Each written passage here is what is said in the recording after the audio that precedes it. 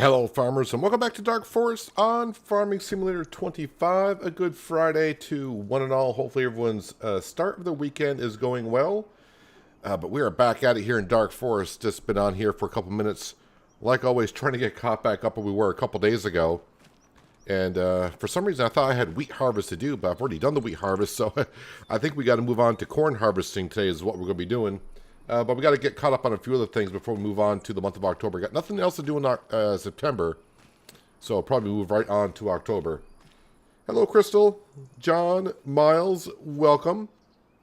The one thing I decide I need to get caught up on is the greenhouse. The greenhouse needs some water, is getting down half full, so either my water tanker is empty or I forgot to activate the tanker at some point. So let's start off by grabbing the 824, and we'll make sure the greenhouse is up and going. There's Sam already right in the middle of the farmyard like he usually does. It's good to know at least where he's at. I do have 261,000 in the bank account, but I was just looking in the sale page, and there's something in the sale page I should be buying. Do I have water? I actually have no water here, so let's go get some water. That's why the greenhouse is half empty. Want to keep that up and going? Yeah, if you missed Tuesday's stream, I did activate a mod, so most of our production buildings are running at 300% now, so that's going to produce quite a bit more crawfish, fish, all that kind of stuff.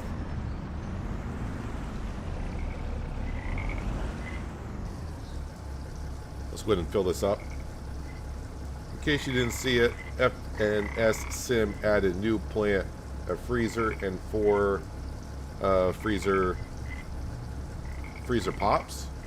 I haven't been into farming and supermarket simulator in a while. Actually, I've been just too busy, too many things going on. I would like to say I would look at it this weekend, but Sunday I'll be out of town. Of course, tomorrow I'll be live streaming, so I'm hoping after at least the beginning of next week I can get my life kind of back on schedule. Get caught back on some things. I mean, I need to get back also into Car Dealer Simulator. I need to get some work done, off-camera work done on that. Yeah, just a whole bunch of other things. Maybe I'll get just a little bit more time because I did record the last episode of Penye, which I'll probably release later on tonight for channel members. But Penye's final episode will be tomorrow. No, wait a minute. I think I did buy a weed sprayer. Did I not? Hang on a second. Now I'm starting to remember. It may not be at the yard, but it might be down at the store. Ah, I did buy one. Okay, never mind. Well, I don't need to buy the one that's for sale currently. Let me put the water tanker a little bit further back.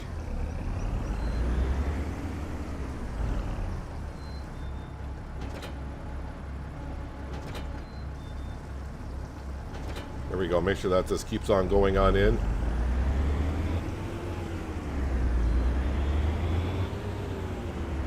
Alright, might as well just leave the 824 out as well. You know what? Let me go down to the store and actually grab that sprayer with the 824. I haven't used the 824 in a while, so we'll let the bearings and all that on the tractor get used so nothing seizes up. Get this See and Spot weed sprayer back to the farm. I don't need it until next season. Or actually, no, I may actually need it this fall because I'll be planting wheat in October. Yep, really can't wait to harvest the cotton either because cotton will be made into clothing and I would like some money next year. The sawmills, which have produced us a lot of cash, probably won't be able to keep up with the sawmills that much for a little bit.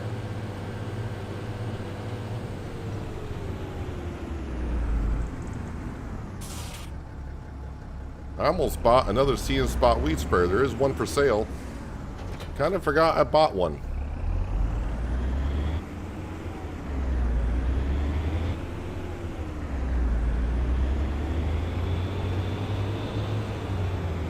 Yeah, I'm not sure if I'm going to have enough money when the cotton harvest comes. I need like another 220 grand.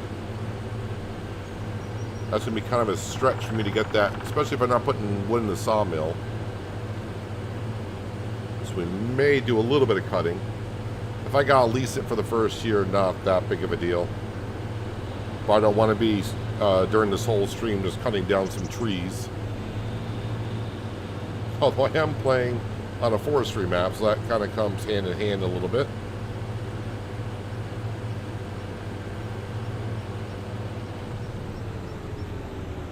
Yeah, I'll just park that right here for now. Yeah, so just to get you caught up and myself caught up, so the pigs, I think the pigs are fine on straw. Yes, they are.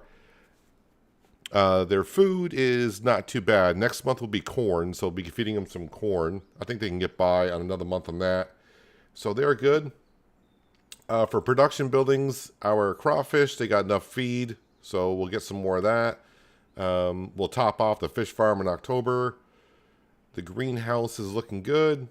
Granny's knitwear, the oil mill, they're both empty, and the sawmills have 20 and 20,000 liters apiece.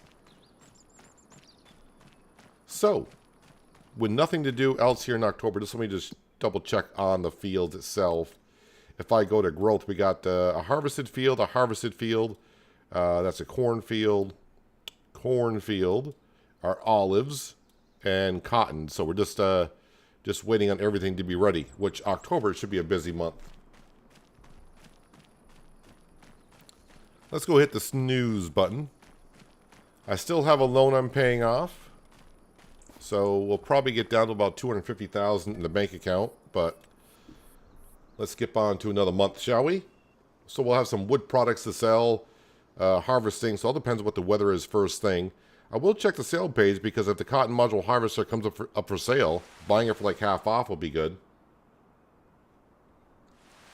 Hello, Jay. Hello, Sir Well. Welcome. And I do wake up with, well, rain. Lovely. Our olives are ready for harvest. The corn, and the cotton. Everything's ready. Okay, so it's going to be a busy month. And, of course, we start off with rain. The rain ends soon. So we'll put the time scale at ×6 for now. But while it's raining, we'll go ahead and sell some stuff.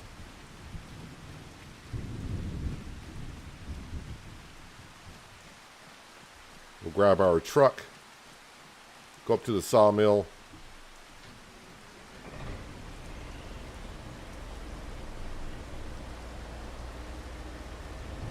grab the usual stuff and sell it all, excuse me, and see what we get up to money-wise.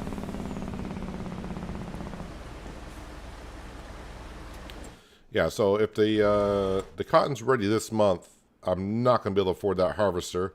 Nothing in the sale page I'm looking to get, so yep, we'll have to lease the cotton harvester.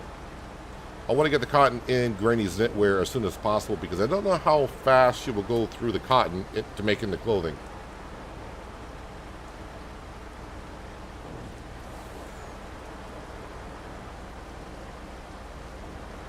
This is probably out of wood, I would imagine.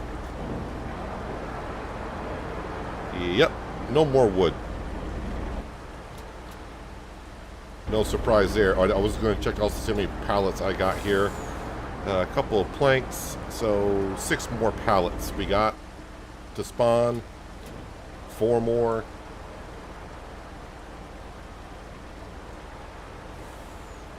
So probably get harvesting the cornfield first, because our pigs need some feed. The fish farm could use some feed. Actually, what is the price of fish? If I look at my stock market page, fish is $17.34. Sells, best price is $2,052. I mean, I got about $100,000 worth of fish and a good amount of money for crawfish. I could probably take out another loan. I would need like 300 grand. I suppose we could just do that. Why are you stacking up there? That's a weird way to stack. Let me restack this. Yeah, that's a little bit better. And one more pallet of wood beams. And there they are. Alright, let's go grab the lettuce. Yeah, if I just take out a $300,000 loan, which is not a lot for me, we can just buy the cotton module harvester and not have to worry about it. Well, not worry about it. I'm not worried about anything in Farming Simulator. It's all fake money.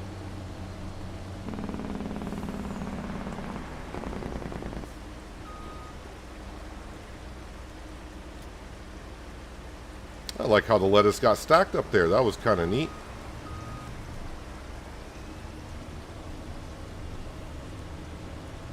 I know of the map, Judith Plains, but I haven't really been on it. Like I said, any kind of like mods or like map mods or modded maps for the past 2 weeks, or mods in general, unless it really catches my eye, I just haven't had a chance to look at.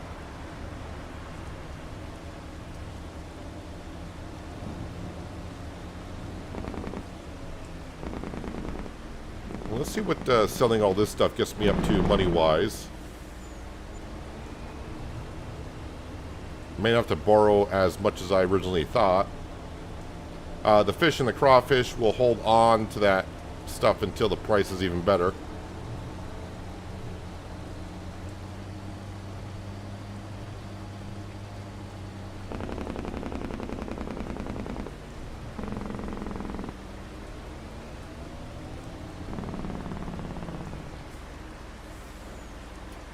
I'm sure the bank will allow me to take out a second loan at this point. I think the farm is worth enough.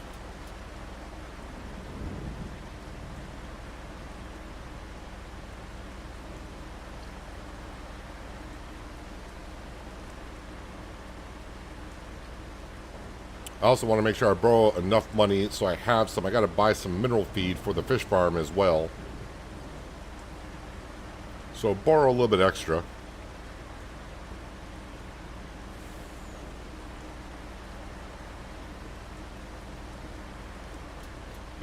Prefab wall. What else we got here? 3 more pallets. So yeah, I might just borrow 200 grand. That'll give me some money to play with after I buy the cotton module harvester.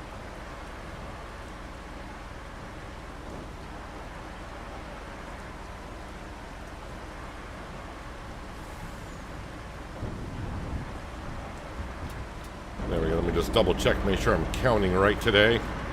Looks like I am. All right, let's go sell this and probably take out a $200,000 loan. But as we can see with the crawfish and the fish, when next spring comes I sell that, I can easily pay off all the loans that I have. But with the Plains and Prairie pack that came out this past week, I'm also thinking about upgrading our drills. We got the Momentum drill, which does pretty much everything I need it to do. But I've used that quite a bit. I would like to change out our drill at some point, and using one of the drills from the Plains and Prairie pack would not be a bad idea.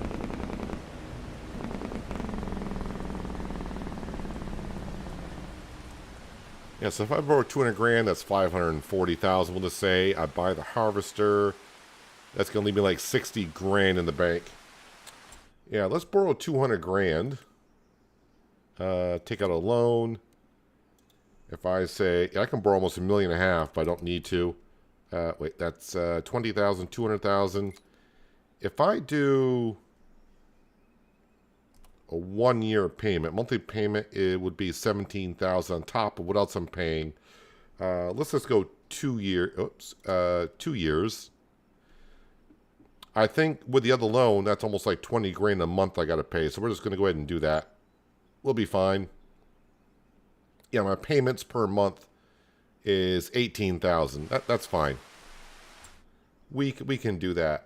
Let's drop on down here. Let's see. There's the cotton module harvesters. And we want the case because it's a lot cheaper. Trelleborg. Well, if I can't get BKTs, I'll put Michelin's on there just because. And we will buy that. All right. We need to get rid of this rain.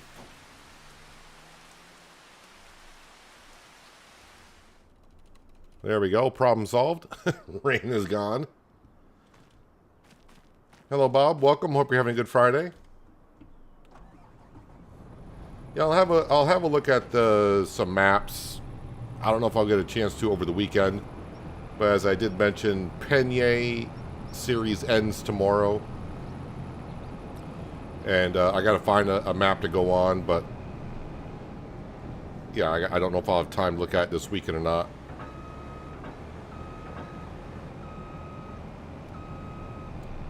So we got our Cat Lexian Combine here.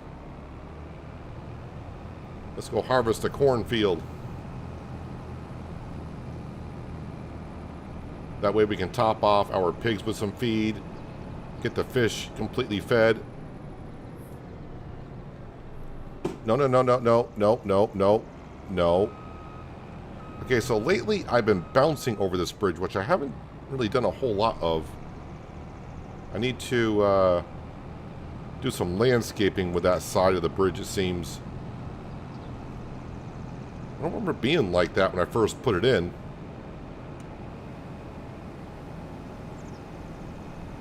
Of course, the cornfields will need to be plowed. And I want to put wheat into those fields. Got to rotate our fields.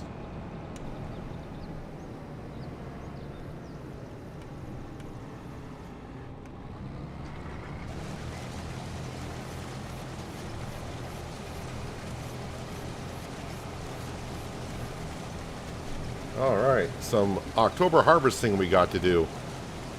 So maybe after this I might want to get over and we'll get some olives going. So I've been kind of excited to get the olives harvest going. My Friday so far has been good. I've only been up like 3 hours, but first off, it's a Friday. So that's always good.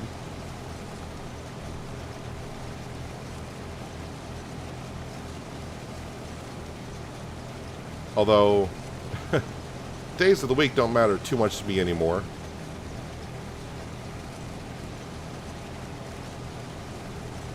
I mean, with my current job, which is doing YouTube, I can't complain. So, I mean, every day is like a weekend to me in some sense.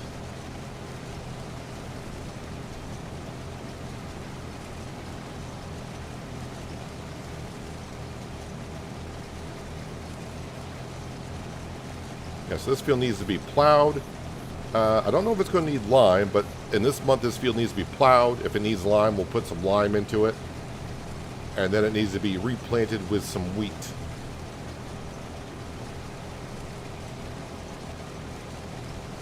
I think pretty much today we're just going to be in the month of October. We got so much work to do. Actually, you know what I should be doing? Let me jump into our new cotton harvester. And I think I'll just get a worker to harvest the cotton field.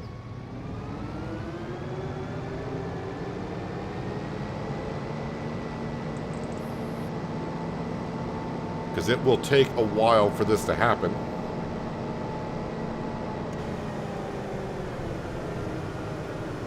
And for this, I'm going to actually use course play. Okay, we'll set you up here. Field position, I want this field here. Okay, it recognizes it, which is great. You go that way. Field settings. Number of headlands. I'm going to set it on 3. Overlap, 3%. Generate course.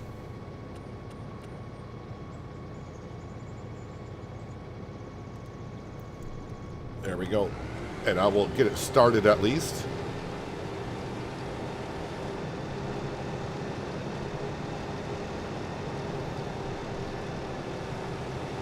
And we'll see how long it'll take the worker to get this field harvested.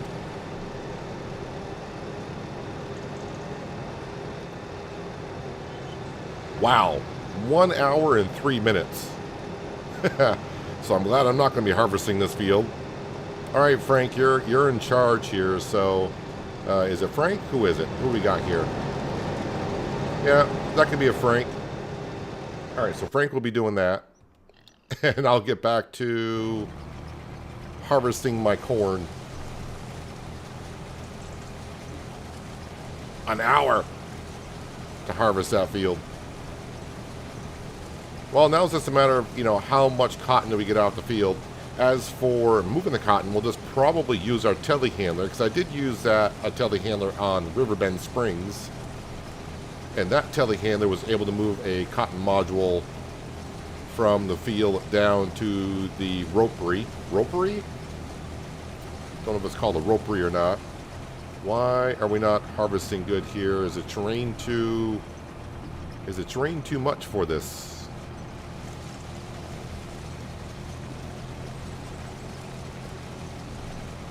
Is there a slope here? Corn header, I think, is bottoming out. I don't have the mod installed for raising up the header a little bit, but I think I remember now last season I did the same thing. I got to get around this corner.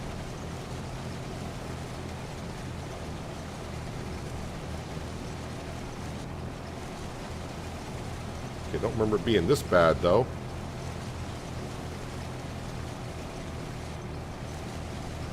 Is the terrain here that bad? Am I going uphill? Boy, it looks relatively flat here. I'm not too sure what I'm getting stuck on.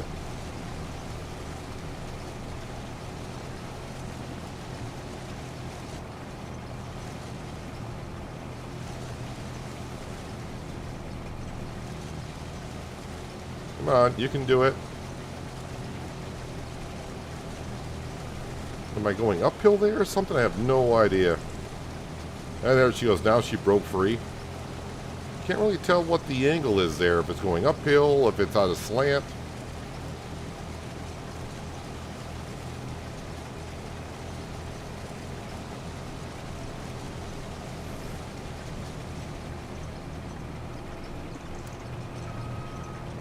So yeah, before, last season, before I had the mod installed for the production buildings giving up 300%, I was taking some corn and putting it through a corn dryer.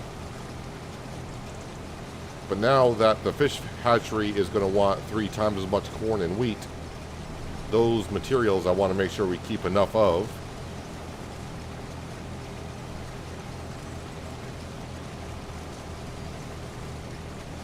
Pigs are going to use the same. That mod doesn't include animal husbandries, does it? Can I increase the production of animals at all? No, can't. Didn't think so, but sometimes you never know.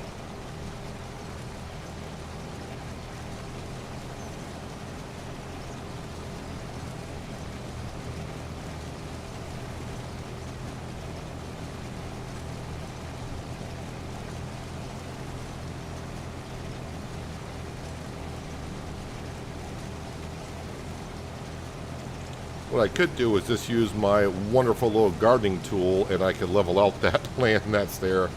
I don't think I've had a problem anywhere else harvesting.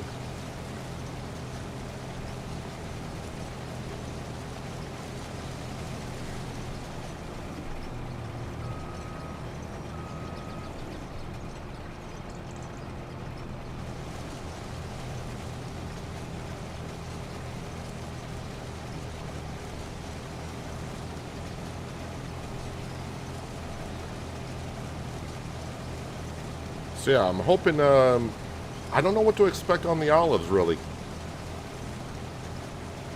I think the mill holds 30,000. I was like, well, if I get 30,000 olives, we're doing pretty good for ourselves.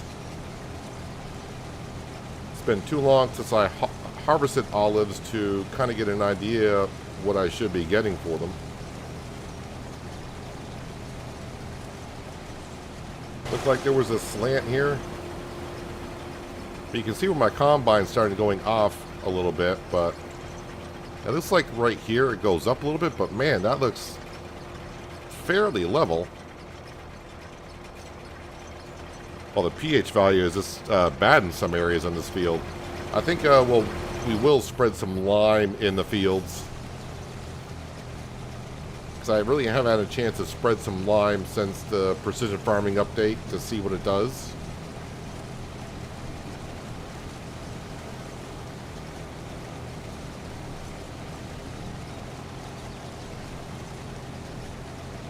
Hopefully it's a little bit more even than it has been in the past. Alright, so we need my Ford tractor.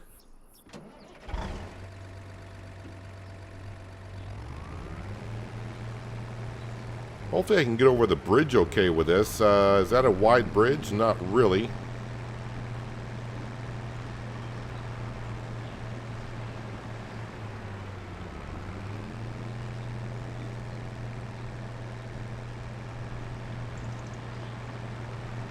Again, this tractor is not built for speed, it's built for field work.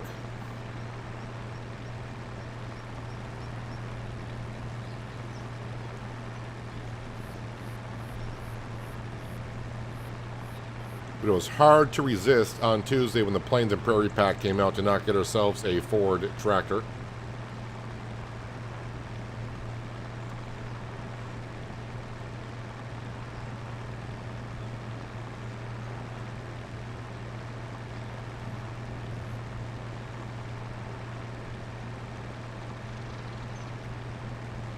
So I'll probably get a worker to harvest the other cornfield, and I'll be over here probably putting in some lime. And then eventually replant it with wheat. How is my cotton module harvester doing?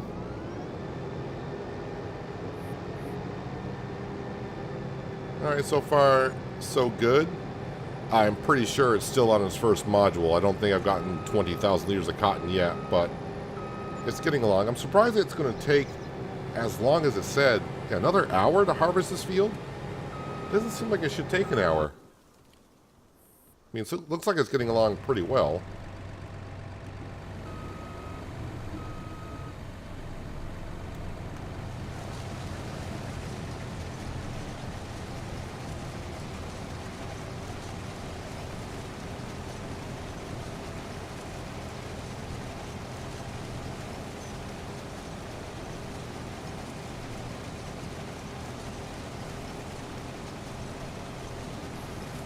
Thought PF was reduced amount of lime used. I'm still using the same amount of lime. Well, no, it's not meant to do that. So there's a couple of ways to look at lime spreading.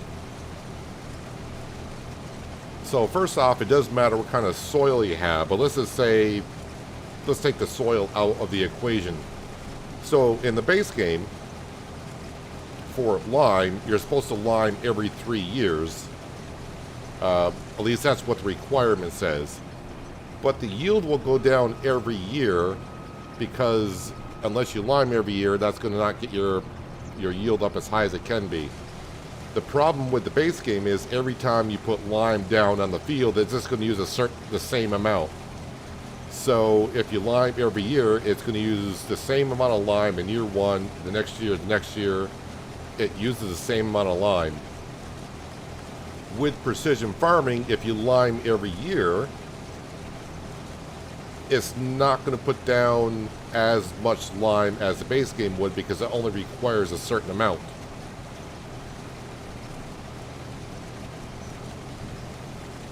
And by liming every year, it'll keep your yield up near 100% of what it possibly can be. It's not going to... So in a way, it does save you on lime, but not the way most people think.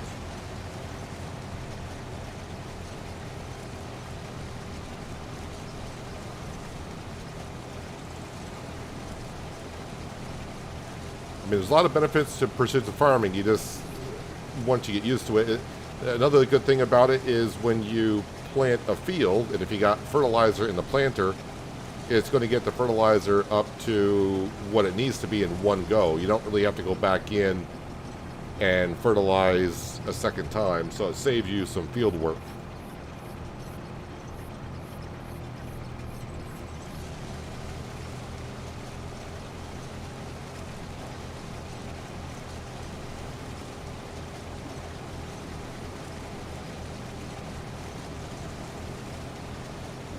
And actually, you know, depending on the soil, you could be actually using more lime than what the base game would. It all depends on the soil type.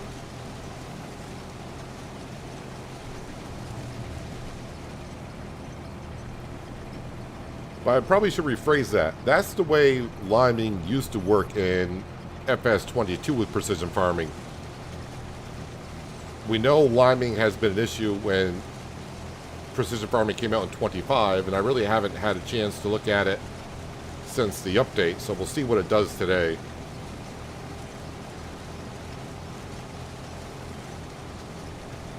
It could, if it's still over liming, then it's not, has not been fixed. I've had a few people tell me it's not fixed. I've had a few people tell me it is fixed, so I have no idea.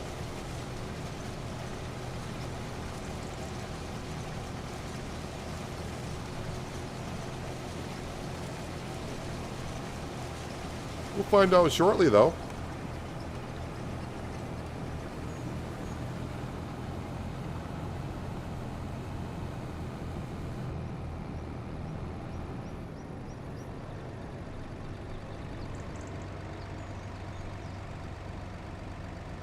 Alright, so we'll top off the pigs completely with corn, and then down to the fish hatchery. How much does the fish hatchery need for corn?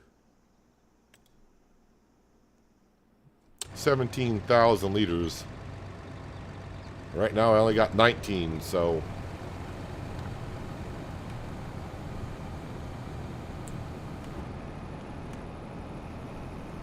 have to wait until we finish the other corn harvest, I think. Nothing like a John Deere corn header on a Cat Lexion combine.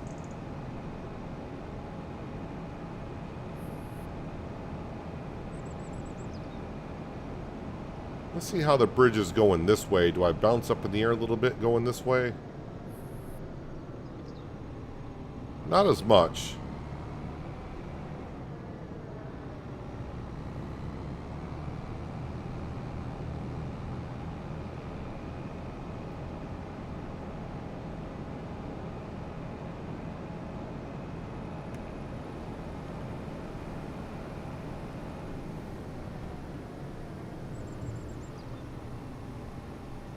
Alright, get that unfolded all the way. Corn header down.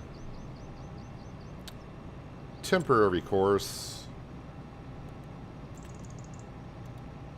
That field there. Get you in that general direction. 2 headlands, 2% overlap. I think that all looks good.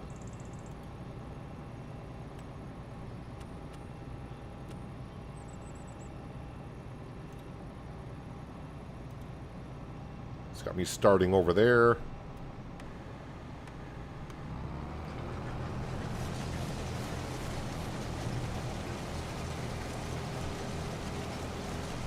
Shouldn't take too long to harvest this field.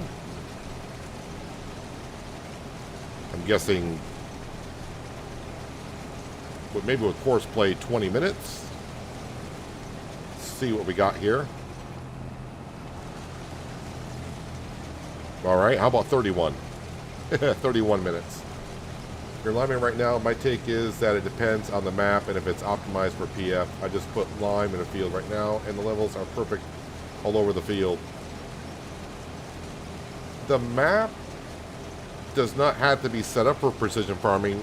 The game itself will put its soil type in. A map modder can configure its own soil type if they want to. But the map does not really have to be precision farming ready. I do believe Farming Simulator will take care of that on their own. I don't see no modules anywhere yet there. I'm looking for my Steyr. It's, where the heck am I? Oh, I know where I am. Okay, never mind.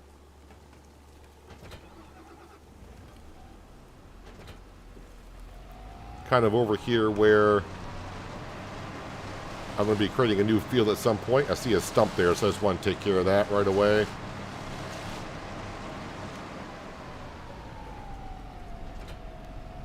All right, let's go back and we'll grab the lime spreader and we'll see what's going on with putting down some lime.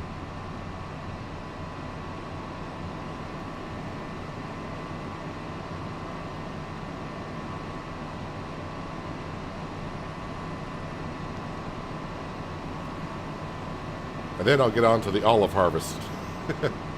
But I started talking about lime and now I'm curious. Yeah, probably actually what the long time is for this cotton field is maybe the shape of it.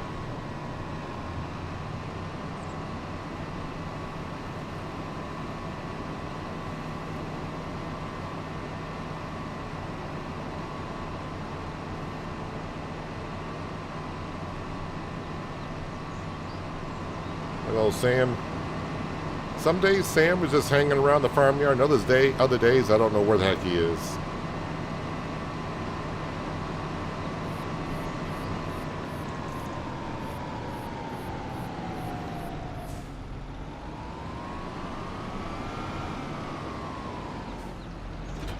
And yeah, we'll top this off with lime. Ooh, do I need soil sampling in that field? I don't know how many years it's been since I did soil sampling.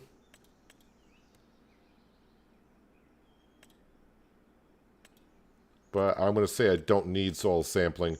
My environmental score is up to 92%. It'll go up once I start harvesting some olives.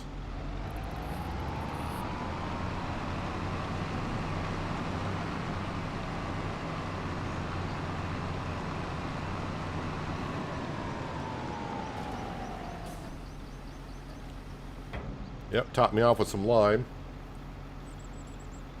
But it's the first time since PF is out when the levels are perfectly consistent. Let's see what happens when I put down some lime. Hello, Farm Itable. Welcome. I'm doing pretty good for a Friday and hope you are too.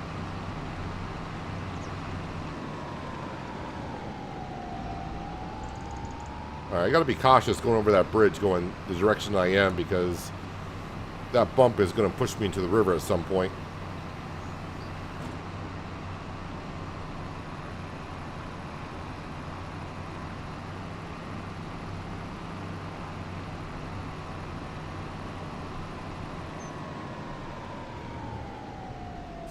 Let's get the Ford down by the other field.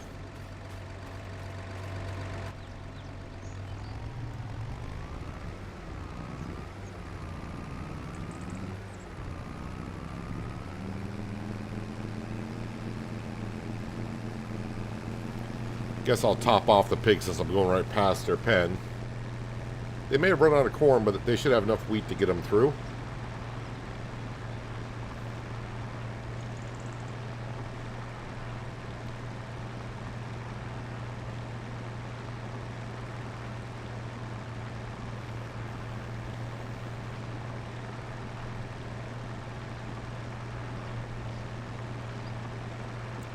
Yeah, I should mention that I did release an episode of Transport Fever today, so if that's your thing, after the stream's over, you can give that a look if you like. It needs to be unloaded. That's got to be the Cat Lexian.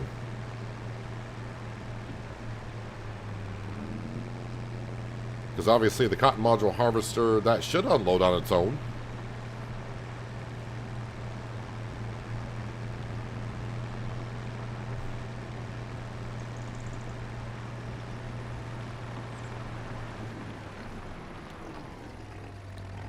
That trigger should be there somewhere.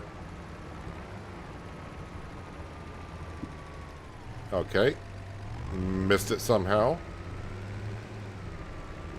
There it is.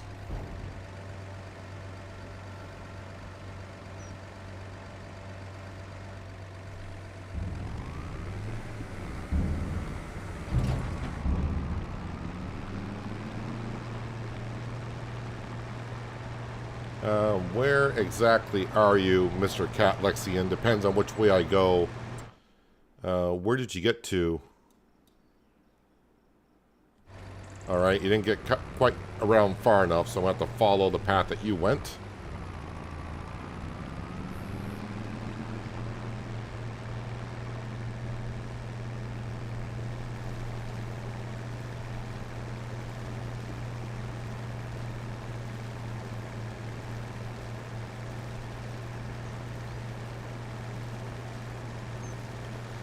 So, yep, the cornfields will be the wheat fields for next season, and the wheat fields will be the cornfields. So, the wheat fields that were wheat fields this year don't really have to work into those until next spring. But if I'm going to start spreading lime today, I might as well do all the fields.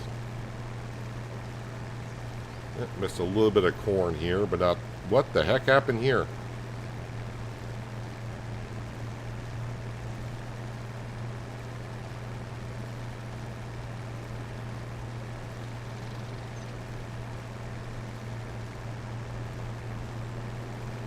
Wonder why I didn't do that headland.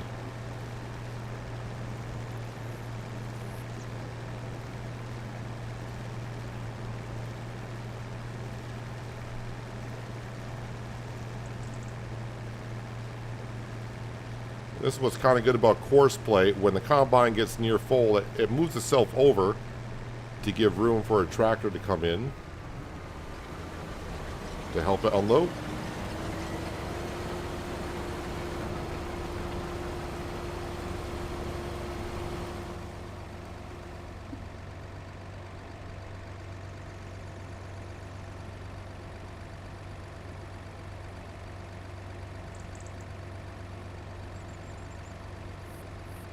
Don't know what the capacity of the Lexine is. I forgot. Is it 14,000? It's like 13,005 maybe.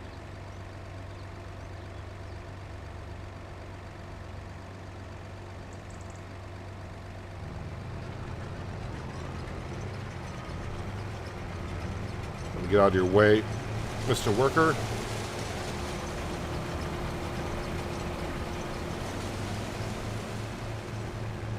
Get off the field completely here.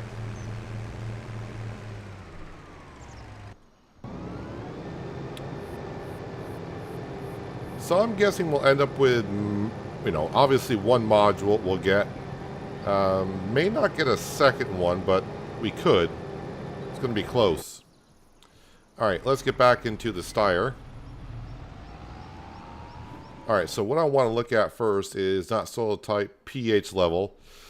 And you can see the field is kind of, we got like a little bit dark blue there, but let's see if it's more uniform. You can see some yellows with a little bit more of an orange color there. Let's hopefully it's a little bit more even.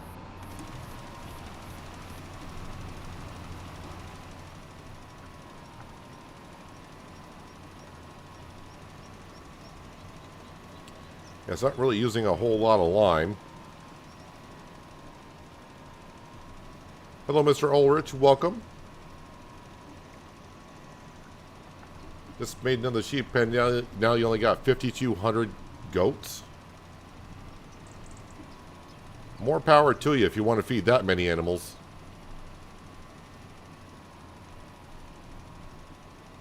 But since goats can just eat just plain grass, if you got a big pasture for them, they could pretty much eat on that throughout the summer. You just need feed for them for the winter.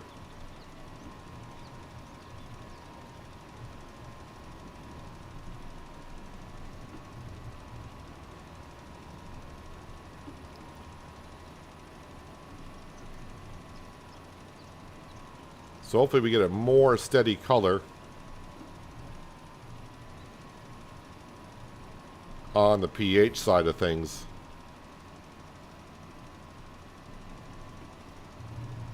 And also what happens when I go over an area that's already been lime spread. Does it turn off? Does it still use it?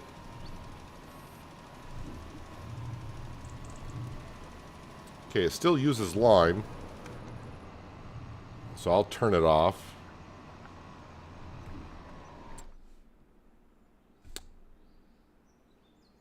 Yeah, it doesn't seem to be working for me, honestly.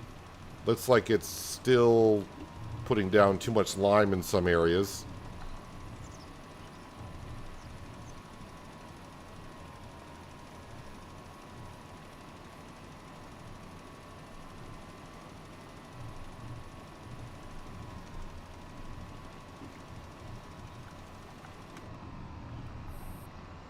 So it doesn't seem to be still not like it's uniform.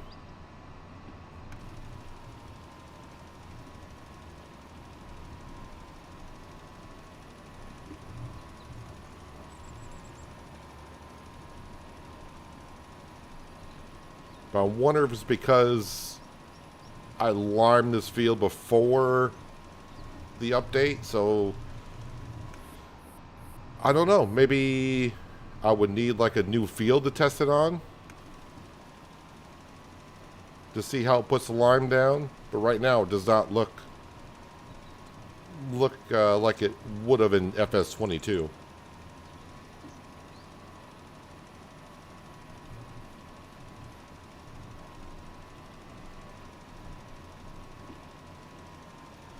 Although someone did mention to me about some settings.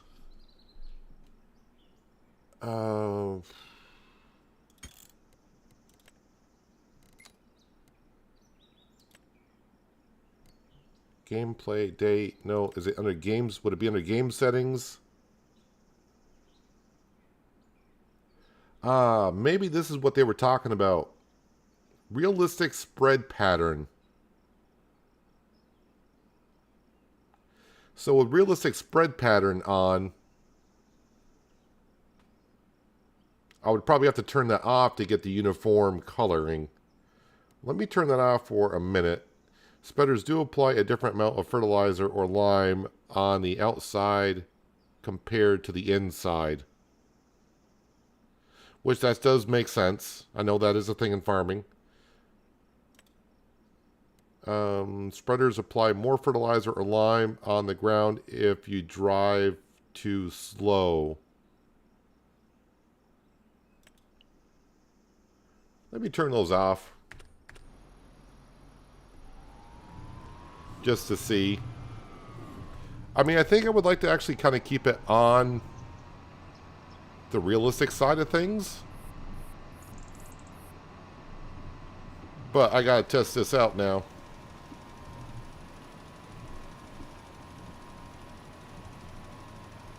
See how this looks in this section when I spread it.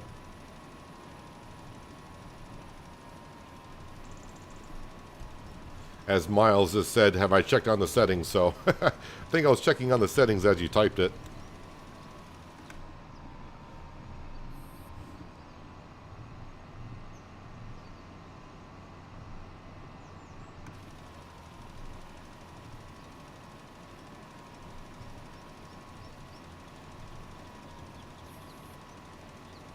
So in this part of the field, do the colors look more uniform is the question, right? So back up to here. Hard to tell.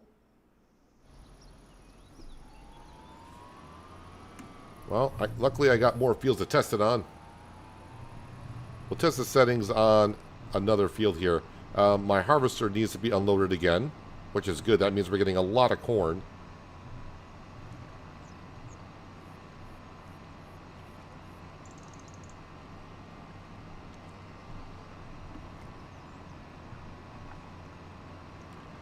So let's go take care of that. I don't want my worker waiting for me. Let's see here. Where is my Ford? And where is my combine?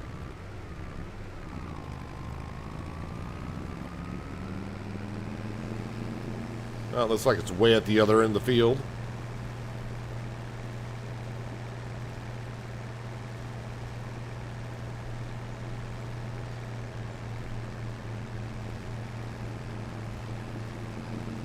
Yeah, right at the north end.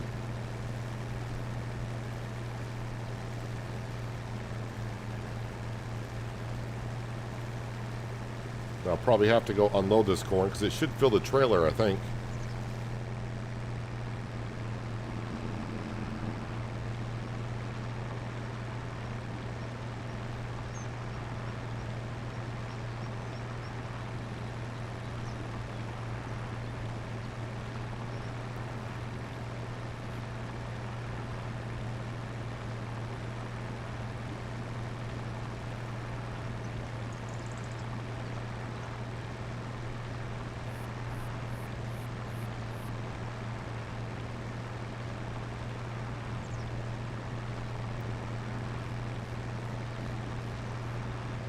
Let's see, how did you make this corner up here? Did you do a good job making the corner?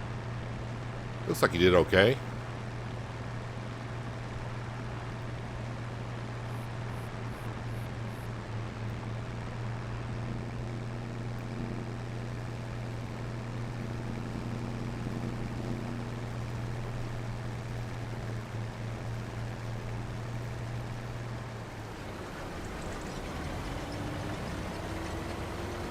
Alright, top me off with some corn. Oh, I kind of forgot Courseplay would do that.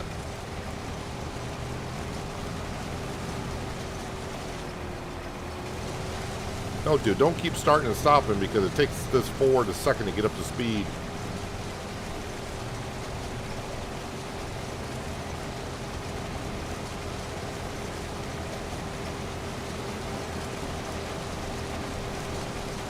Yeah, so before the harvester didn't take off because I had to pull over to allow me space to get to unload it, so it wasn't in the path that it needed to be. But now that, of course, I got a whole section over here to myself, the combine can harvest on the go.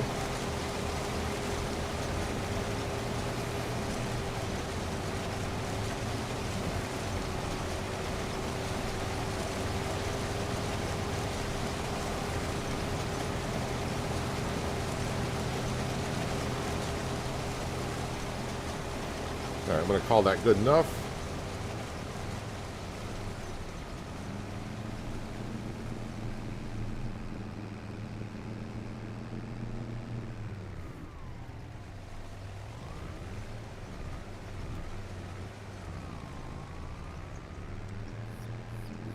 All right, to the fish farm. They need about 17,000. The rest can go into storage.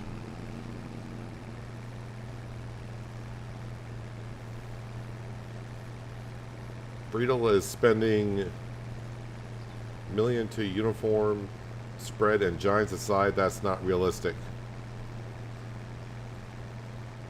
Well, in real life, I don't see how a spreader could actually, because the spreader is covering a big area per disc, so it's going to be hard for the spreader to say a little bit of lime, this much lime in this section of the spreading area, and not so much on that side.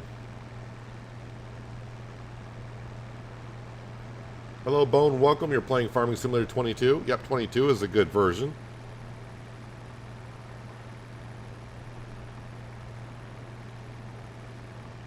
Yeah, Courseplay, I probably can tell the combine to stop while unloading. But I like the feature of unloading on the go.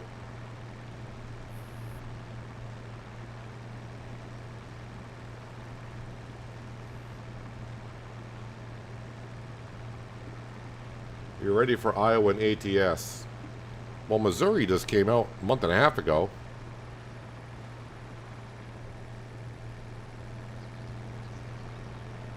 I would say give it another month for Iowa. I know they're teasing some parts of it, but I hope they wait at least another month. I mean, don't get me wrong. I do like having more of an area to drive around in. Although with coast to coast, I kind of got the area anyways, but still. That reminds me, though, I do need to record an ATS video for Sunday.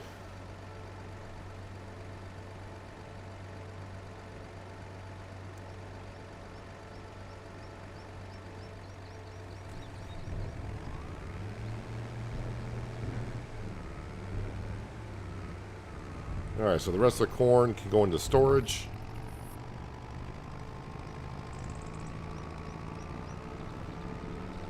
See our beautiful fishy in the tank.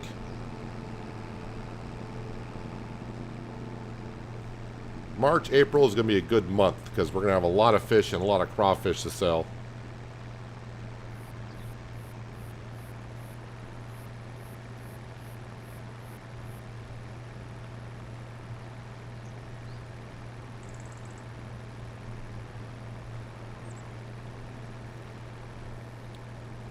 Hello, Cheese, and welcome. Hope you're having a good Friday.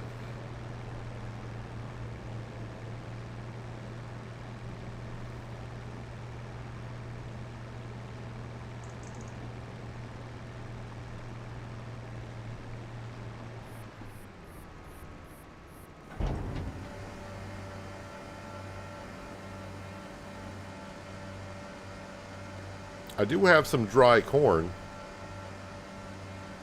But not a whole lot, but I don't think dry corn would be good to sell until January anyways.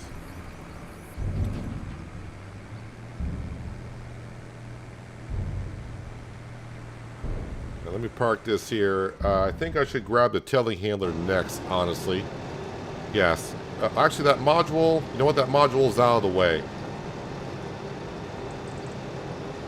Alright. Let's skip the telehandler for now. I was going to grab the module, sorry, the telehandler, come down and grab the cotton module. I figured that might be in the way, but it looks like it's fine where it is. Wait a minute, was that what I needed? Yes, that's what I needed. Alright, so like Miles said, I could also bring up the mini-map. But it might be kind of hard to see the pH value here and how it looks.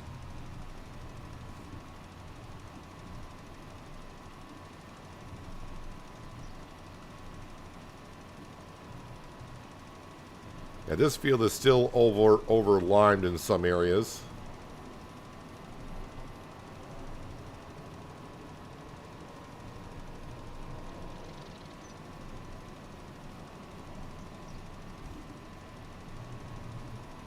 Really, my cotton harvester, my corn harvester is already set to be unloaded again? Well, that field must have some really good yield in it for corn.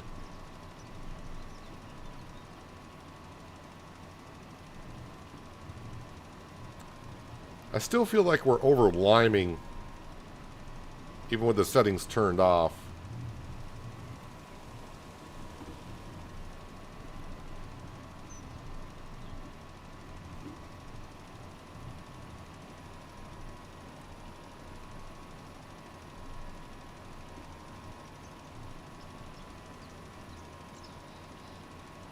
But is it looking more uniform than it did before?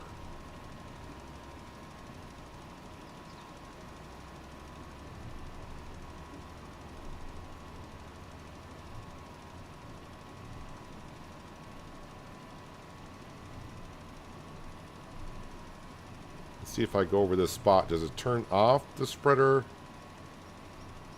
No, it does not. Unless I turn it off.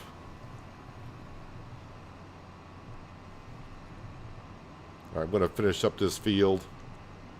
And then we'll take care of the corn harvester. And then hopefully move on to doing some olives.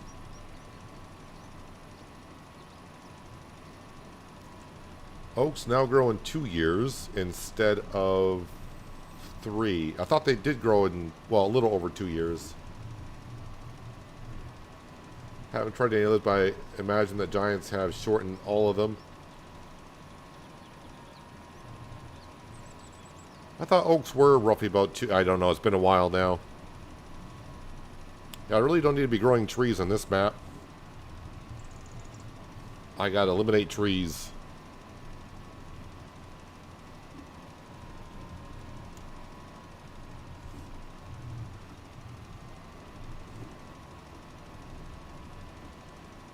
So I'm not really seeing where turning those settings off has changed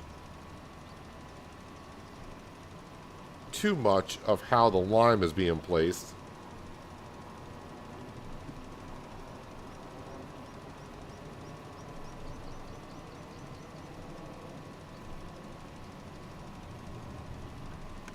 Oh, I may have to restart the game for the settings to take place. That could be a thing. Damn it, Crystal, now you're going to make me have to do another test. Well, luckily, we're going to have another cornfield to do.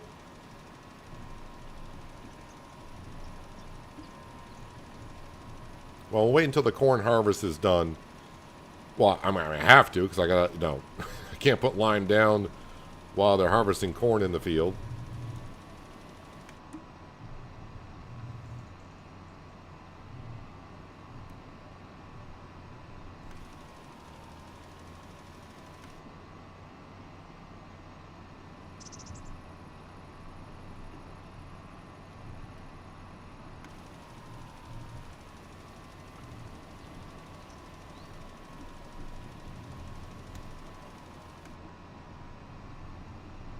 And this little patch right here.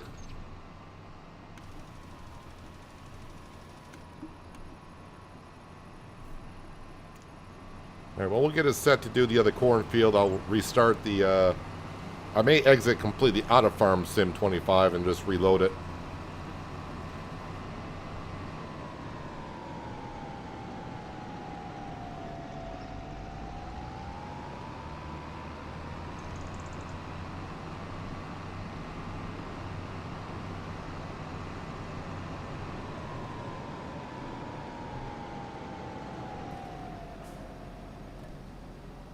Fill that on up. Ford. There you are.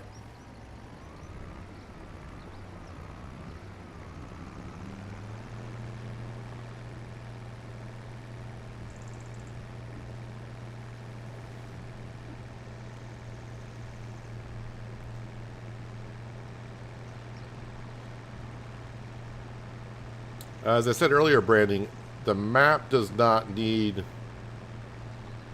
to be updated for PF because Farming Simulator will put it into the modded maps anyways. At least that's what I've been told by modders, so just going by what they said. And if it wasn't PF ready, you wouldn't get soil sampling, you wouldn't see soil types and all that kind of stuff.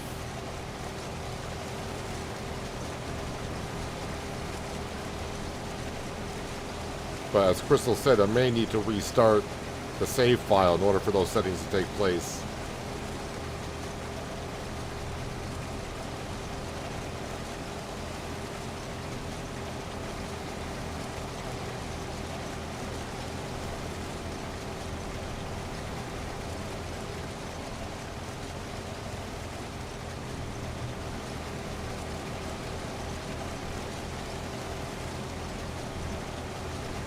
Turn off the mini-map. Don't need that for this.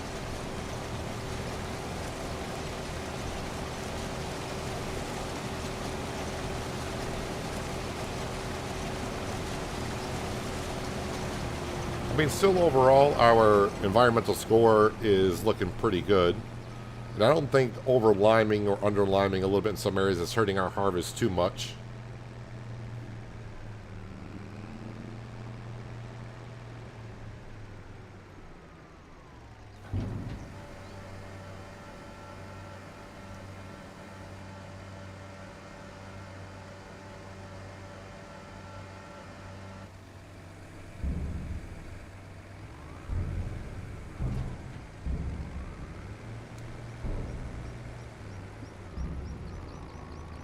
Alright, get this back near the field and we'll go harvest some olives.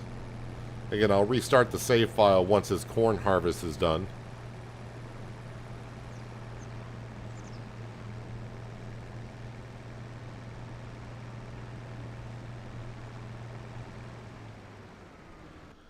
Alright, well that got me close enough to where I need to be. So these should be ready for harvest. Yes, they are.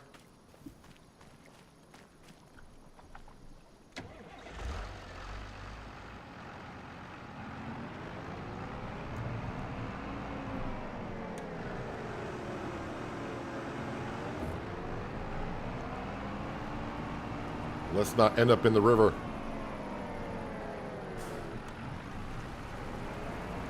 It's definitely been a moment since I had to do something like this.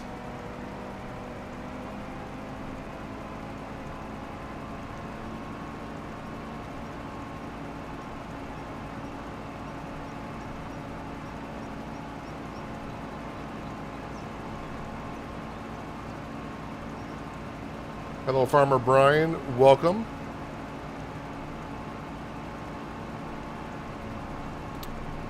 $444 in that short little row. That seems pretty good.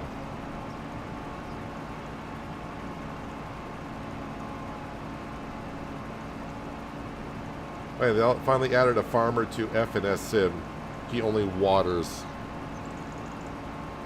Well, that does help in that game, watering. So it seems I remember doing a lot of watering myself.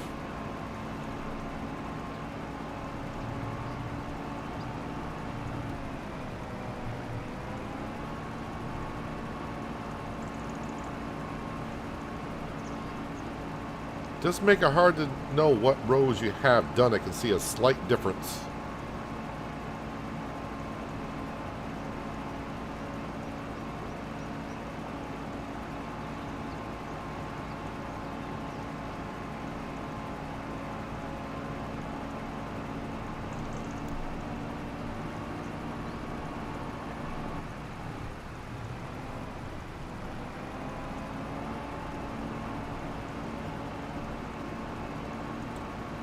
Don't think I have to worry about getting up to 30,000 liters and filling up our mill.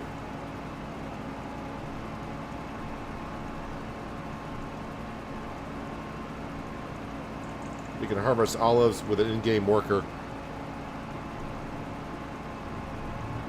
We may do so, but since it's the first time I've done olives in about 3 years, I figured we definitely give it a go ourselves. We don't have that many olives to begin with.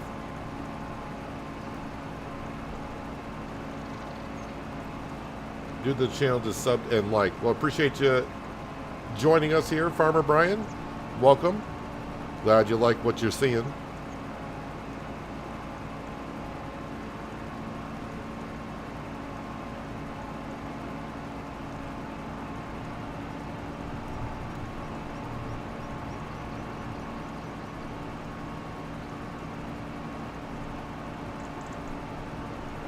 This is the smaller set of the olives. Again, we're doing olives just because.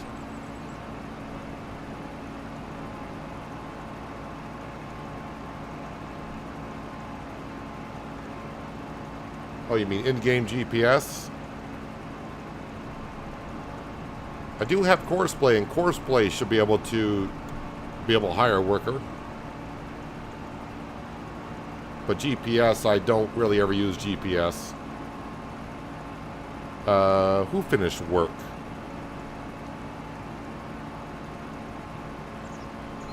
Is that corn harvest done already? Seemed rather quick.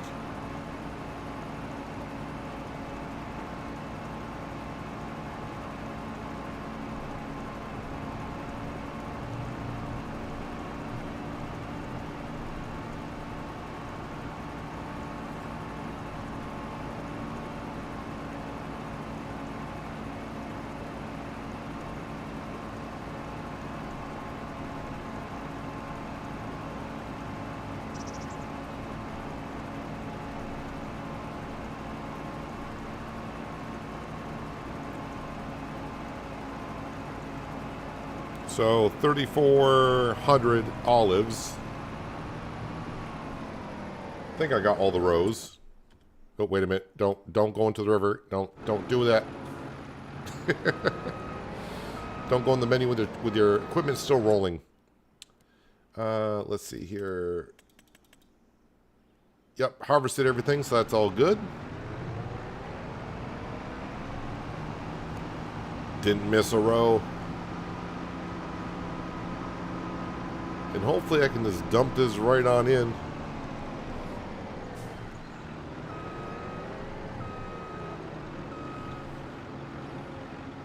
Wait a minute. Do I have to open...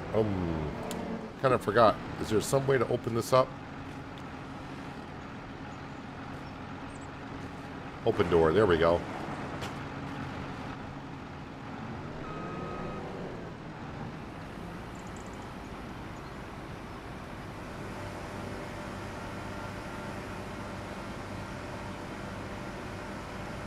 Now, of course, I'm probably not going to make money. The amount of money I spent to do the olives to what we'll get out of it. I don't know if I'll ever get my money back on it.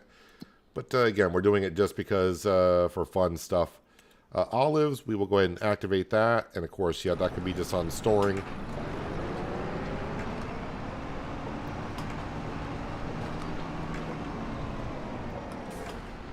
Which one's finished work? Alright, that cotton harvest did not take an hour. I think it said an hour and some odd when I started, but no way that took an hour.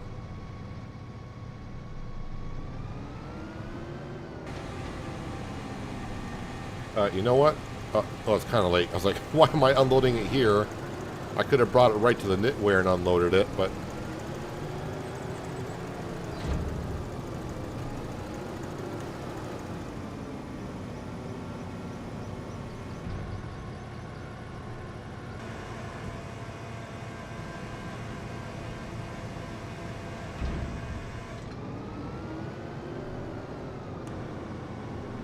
Alright, we can fold that on up. Bring this back to the farm.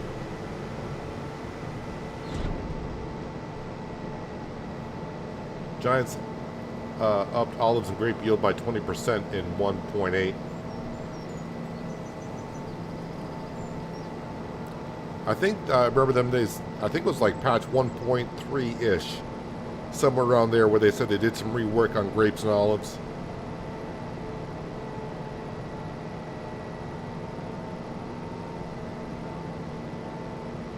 And now the other combine needs to be unloaded.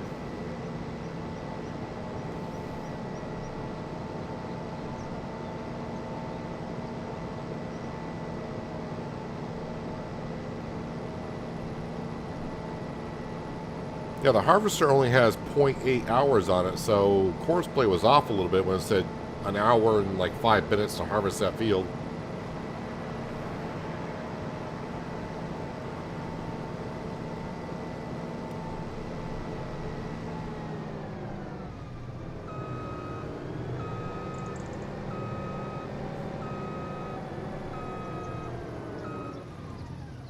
Alright, be easier instead of tabbing through, just to do this and grab you.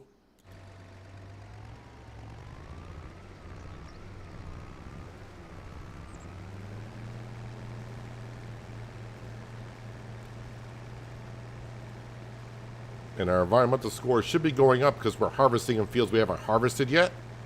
So that's going to register the pH and the nitrogen levels into the scoring system.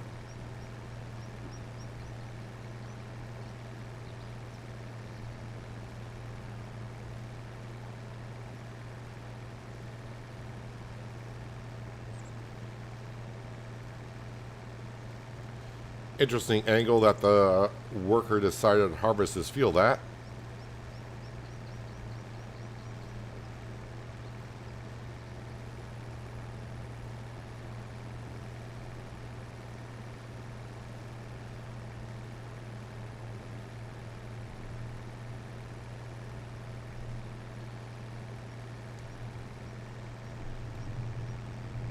And once I get underneath this thing is going to start moving forward.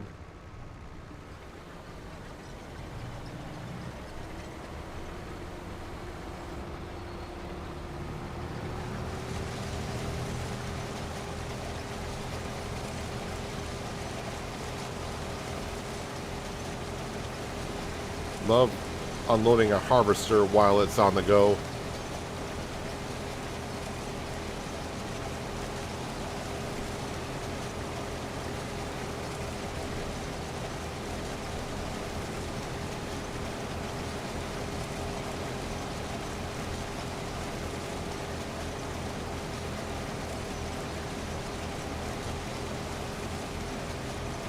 Combine should be pretty much empty at this point.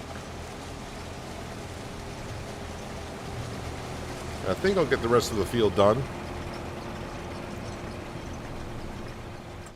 Alright, now we will grab the telehandler.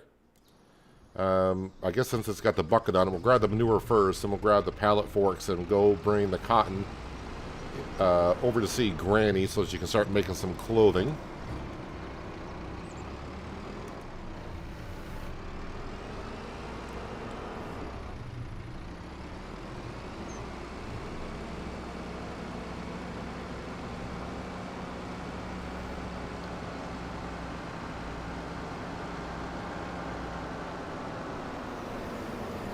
Dump the manure right on our water tanker, because why not?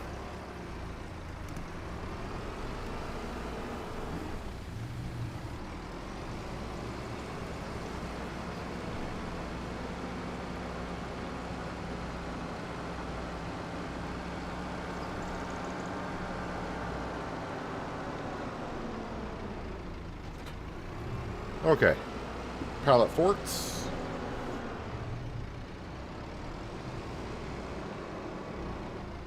Can't remember if I used a weight on Riverbend Springs or not. I do have a weight on the farm, but it's always on the 926 for tree harvesting. But if I need a weight, we'll just go to the store and buy one for the Fent.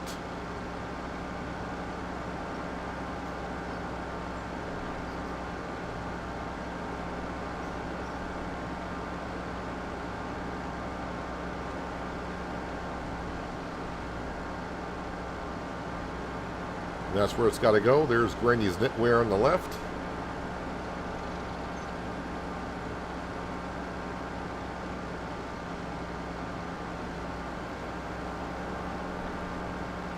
Let's go grab the big one first. I mean, visually they look the same size, but this is a 20,000 liter module.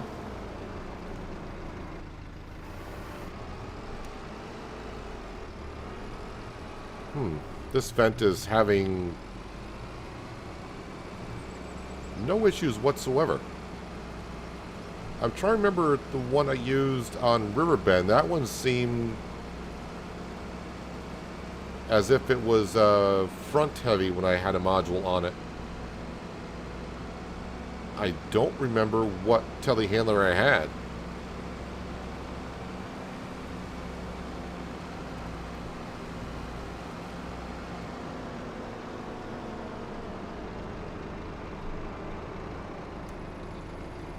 All right, Granny, there you go. I mean, the module is about as big as your little hut. Okay, I was like, is it going to take it? It did. Now I just need to activate that. It'll give Granny something to do over the winter months.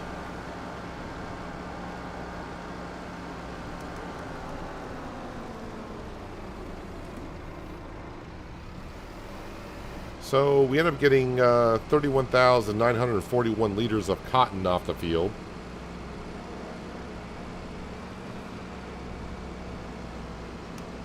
How many liters of clothing does that turn into? Have no idea.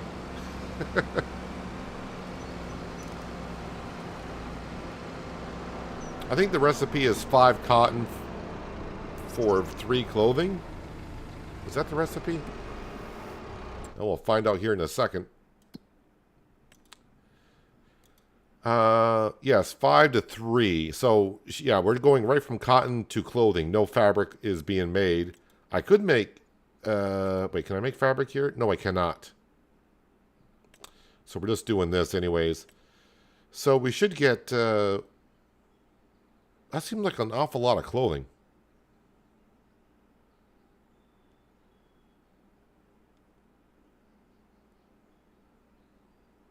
Am I going to get like... Oh, my brain cannot do math right now. Forget it. Not going to bother.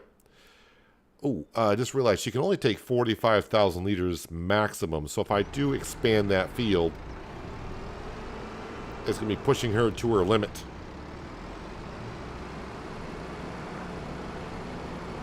All right, so the corn harvest, I do believe, is over. That's why the combine's saying it needs to be unloaded.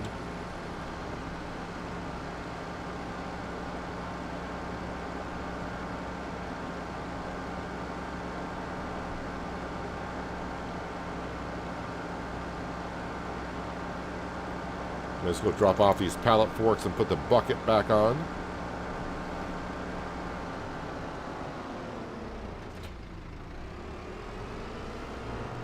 I do got some corn I do need to harvest myself.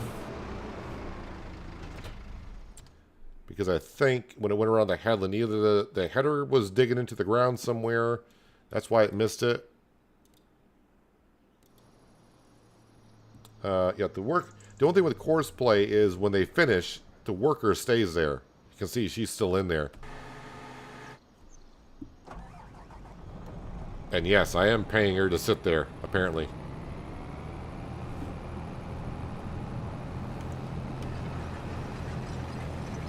I'm not going to worry about every little corner and every little stalk of corn, but...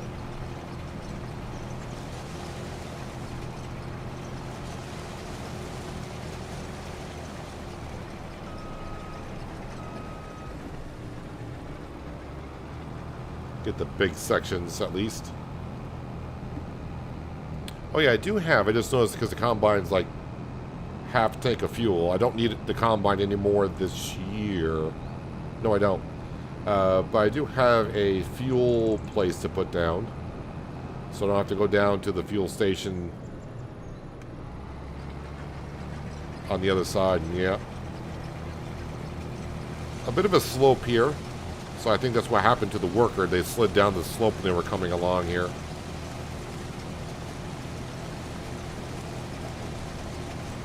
Alright, so I probably should activate for this series when I exit out here in just a second.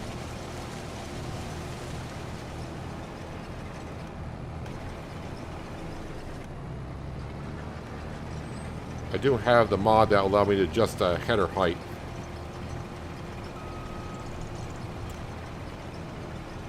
Alright, I'm going to call that good enough. I'm not going to worry about another 100 liters of corn.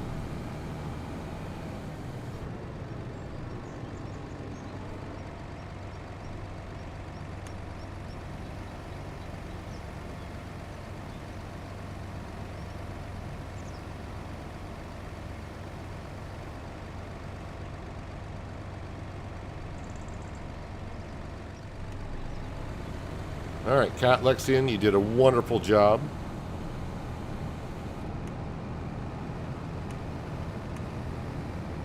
Fold that all up. Corn goes into storage, and then we'll save the game, and I'll exit. I'm actually going to close out Farm Sim 25 altogether. I'll reload it, and we'll spread some lime in this field and see if that's what needed to be done for those settings to take place, and see what it does. If it stays the same, I'll probably actually just turn the settings back on and keep it on the realistic side of things.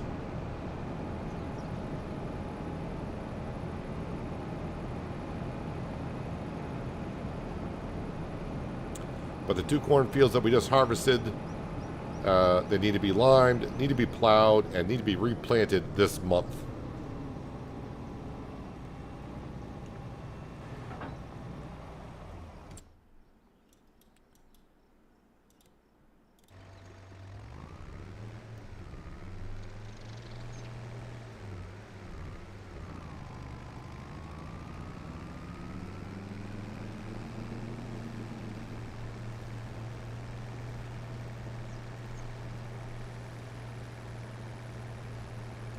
Should have enough corn, I think, for the fish now. I think the fish are going to go through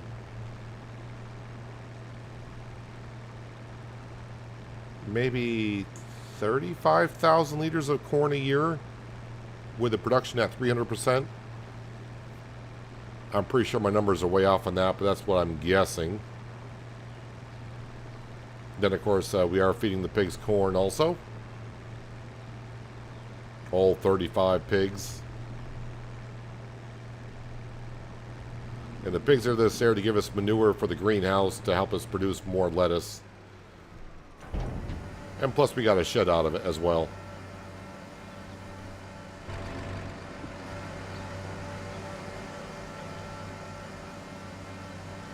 I do have 100,000 liters of wheat and 91,000 liters of corn.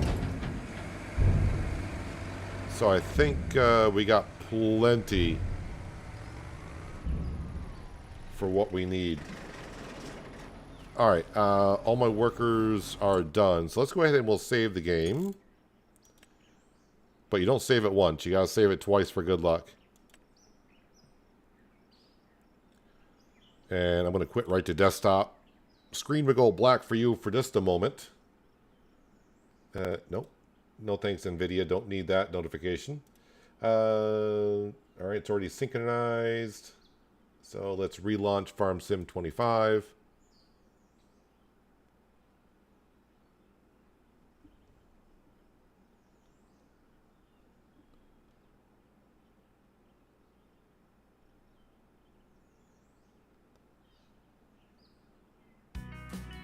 And the one thing I will add is, if I can remember the name of it, it's header height adjustment or something like that.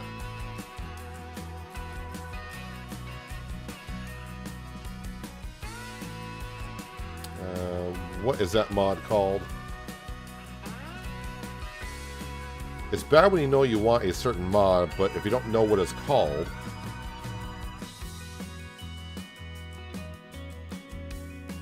tool height. That's what I need. Yes, I don't want to update. There's mods I don't want to update. The fish farm I don't want to update because I edited the files there so I can actually make money on that. Omatana's TARDIS pack. I edited for the tanker to have methane.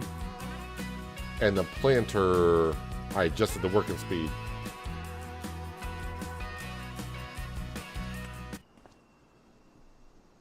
Alright, let's grab... Actually, you know what? It's just going to be right in front of me somewhere. Alright, let's spread some lime down. Let me make sure the settings are where I left them. Off and off. Alright, so they're both off. We restarted the game. Let's see what that does for the lime. And if it stays the same, I may just turn them back on and say the heck with it. Oh yeah, Sam. We'll feed Sam. Or pet Sam. There we go, we'll feed him. Make him happy.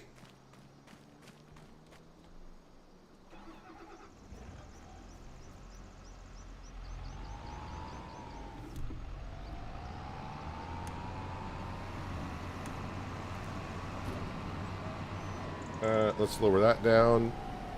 And sometimes when I exit and re-enter the game, I gotta reset my steering wheel.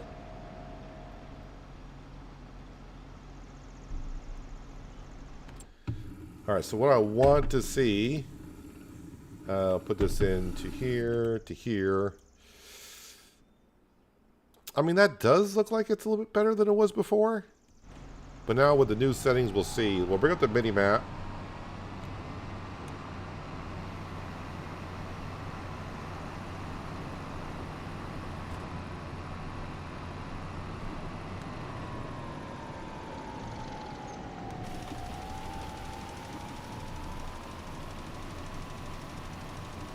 See what this does.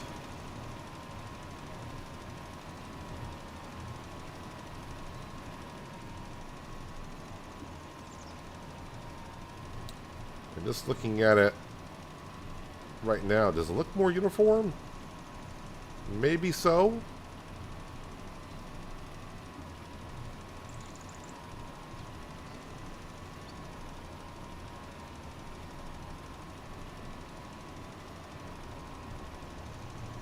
I'll have to wait until I go around a couple times to see.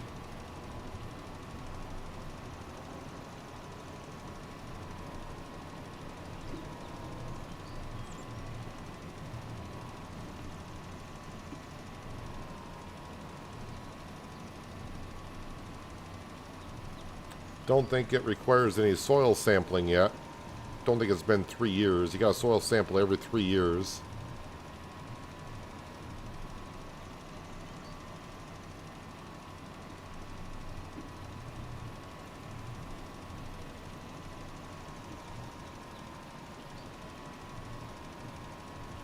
I think this is a... Well, maybe the cotton field might be bigger than this one. It's hard to tell. But this field here, kind of like right where I am now, the field was from here down to the edge, and that was it. Everything behind us is what I expanded it to by cutting down trees.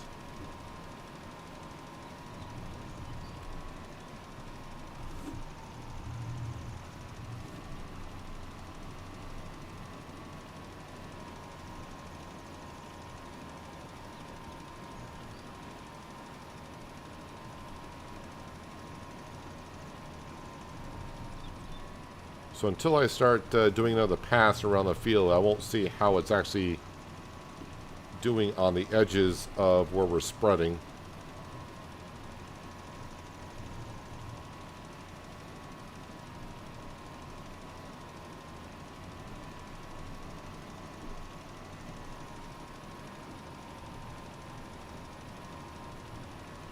But I kind of want to say I'm not seeing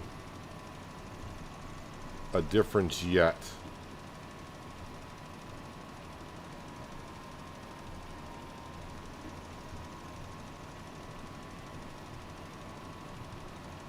But sometimes the mini-map is not as accurate as the PDA will show.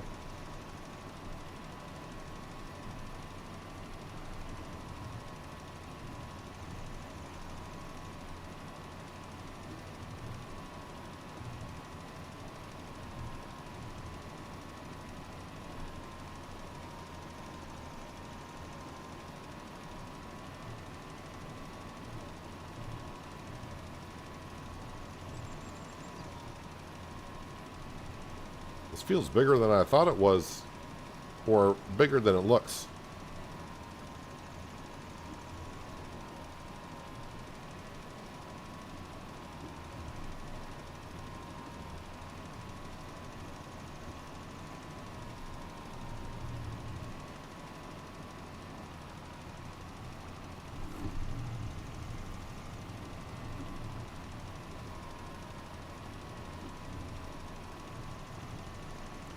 Yeah, it still seems...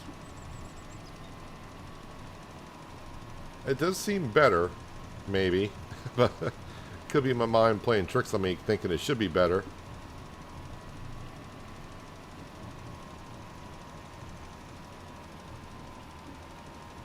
Still looks like I'm over liming in some areas.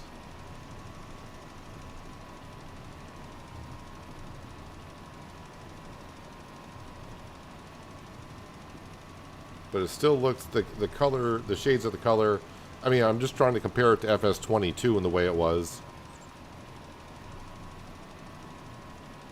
But it still seems like it's not the way it would be in 22.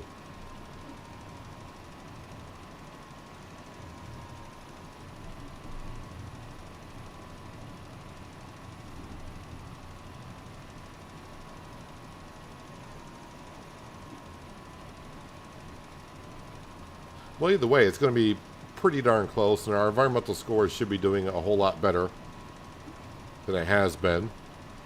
I mean, we're getting a pretty darn good bonus already.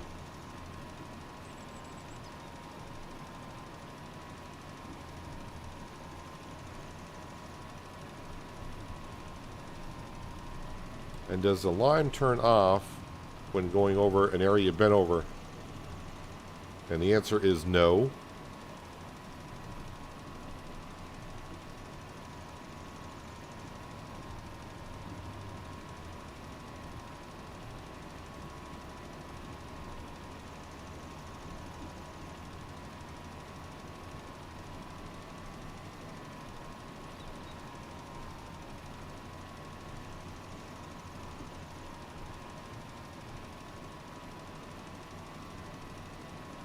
I'll wait until I get the whole field done. We'll look at the PDA and see and compare it from what I did before.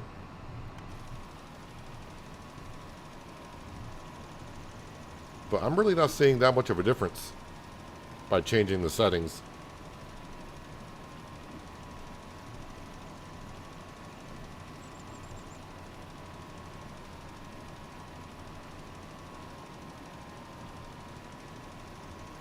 I'm all for Giants changing the way it's done. But as I've said before, one thing that Giants seems to fail on often is really not giving an explanation of how they're intending it to work. They'll just put something into the game, and we get into the game and be like, okay, it's not like it was before, or it's not the way we understand it the way it should be. And the help menu doesn't really sometimes help. It makes things more confusing.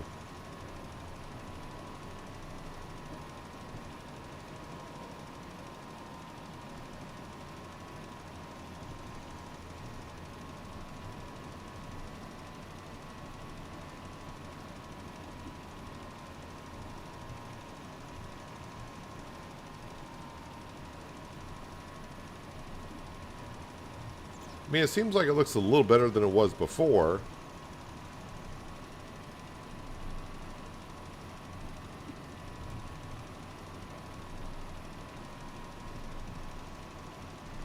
So if I leave this on, is it over liming in these areas? It says it's putting it down, but is it actually putting it down on the field itself?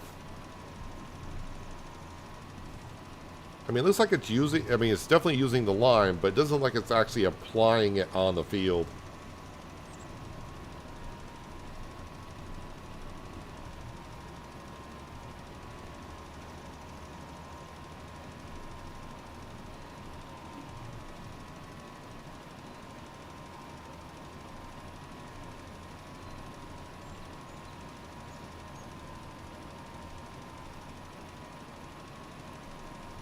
I don't know. I feel like I'm seeing some difference with this. You know, we had the settings on, and now the settings are off. I feel like there's some difference, but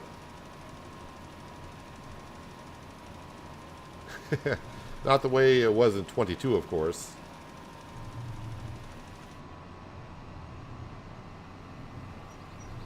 Help menu is worthless. I feel bad for new players or someone that doesn't have a farming background.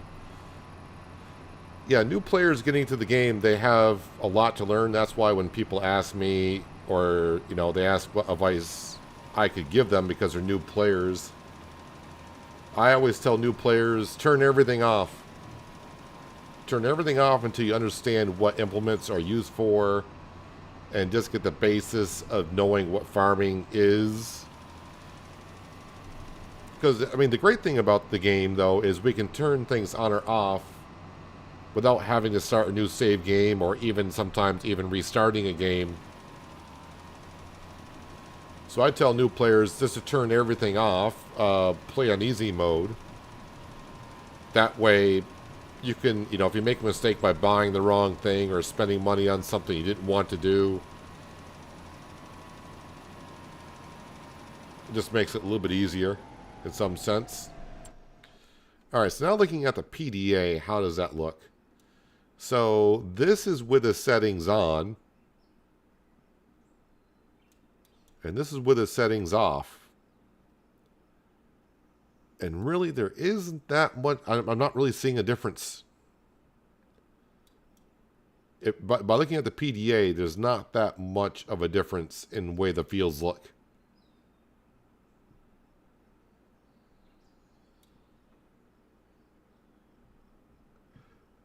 Hello, FS Farmer. Welcome. So I think I'm going to turn these back on.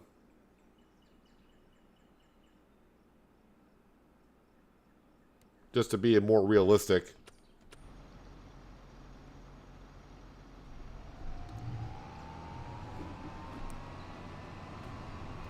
So I'm going to be on the more realistic side of things. At least try to.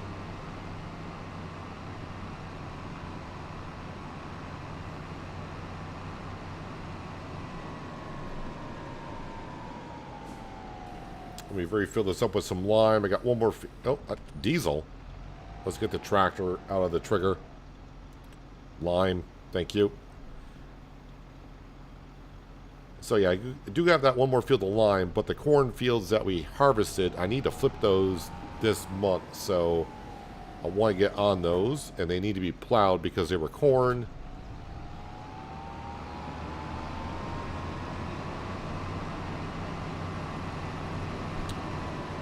Oh, I was parking my plow over here. Oh, I think okay, I just remembered where I left it. I think it's in the shed down here.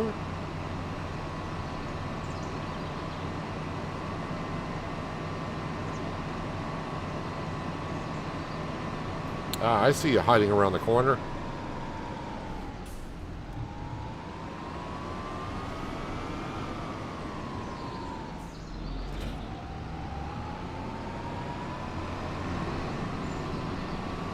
New players do all contracts and borrow equipment to learn what does what.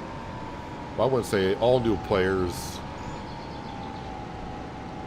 do that because they may, if they start with all their old farming equipment, they may get right into their fields.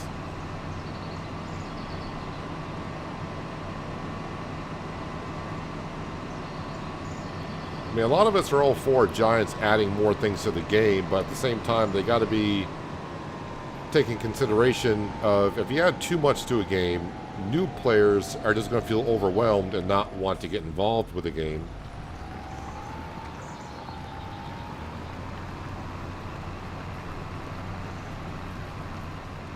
So it's a fine line of adding things but not making it too complicated.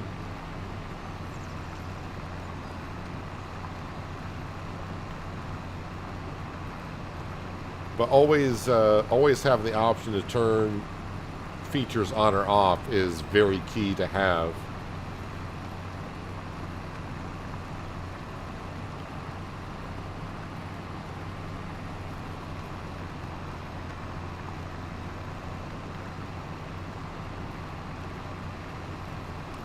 So I still got another... Oh yeah, I was going to, now that we're back in, since I'm working on this field, let's go up to here. Enter vehicle. Alright, let's see if I can get course play to do this field. I say field, this grove. Okay, why is it doing that again?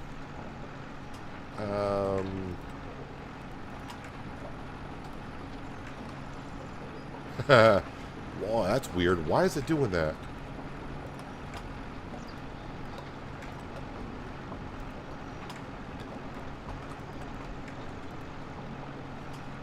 Come on now. I did it before, where it got the whole field.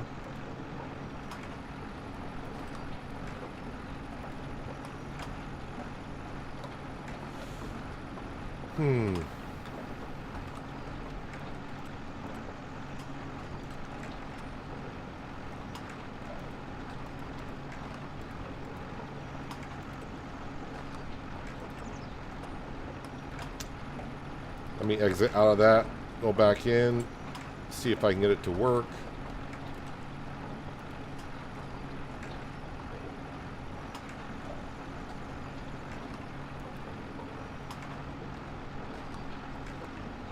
Well, that's interesting. I mean, I had the same problem last time, but then it corrected itself. I'm just trying different targets of the field to see if it... See, then it switches to that.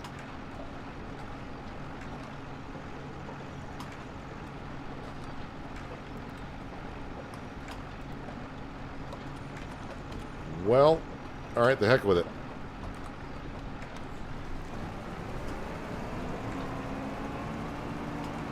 We'll do a little bit of this harvesting, we'll go back to plowing.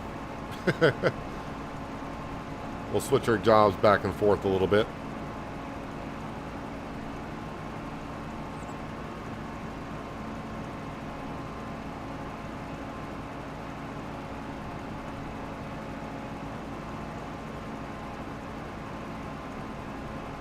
You can change the autosave up to 15 minutes, Bob, if you want to.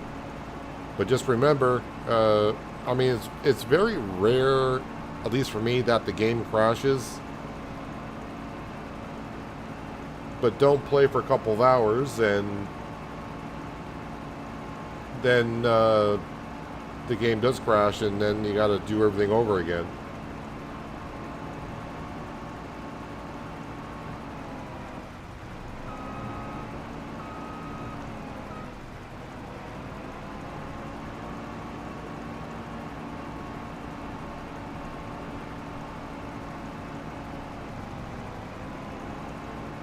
Those poles on your greenhouse are anti-spawn. If you don't want anything to spawn, raise the poles. Well, I don't know why. I mean, it's nice. I'm not sure why you wouldn't want anything to spawn out of your greenhouse unless... yeah,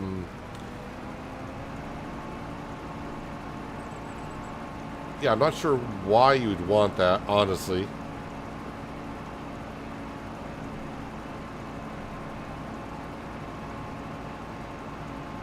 Maybe it depends on where you got the greenhouse situated.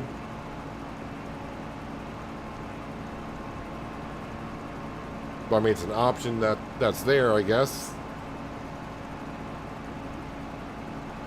The only person I would like to ask would be Farmer G, because he's the one that created it. I'd be like, why is that there? I mean, I know why it's there. For things not to spawn, but I'm just trying to figure out why you wouldn't want things to spawn in those areas.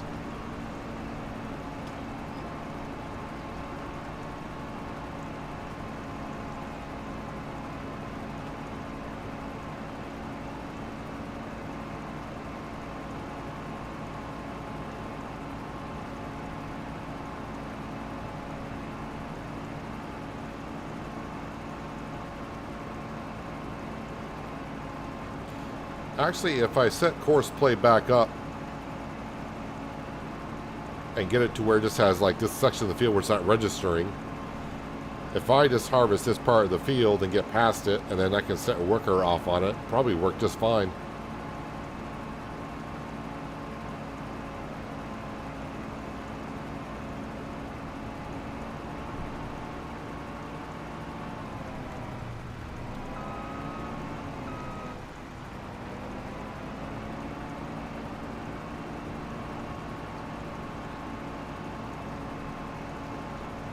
But we are getting a decent amount of olives, I think. Like I said, I haven't done an olive harvest since beginning of FS22 on No Man's Land. So it's been a while for me.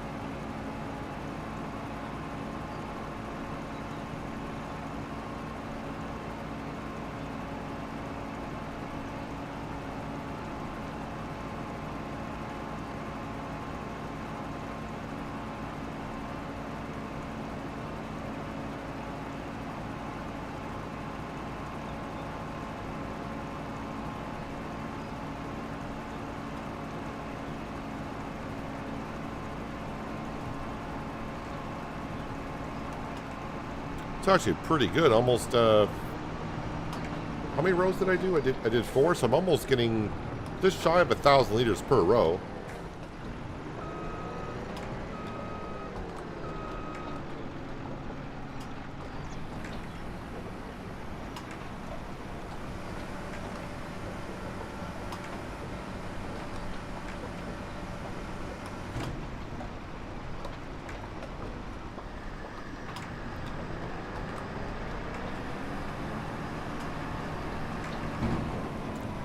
Let me try this again.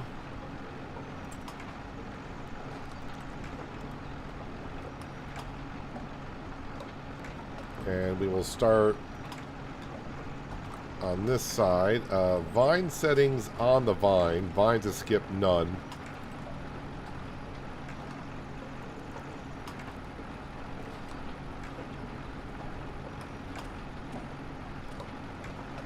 And if I show... I hit the wrong button.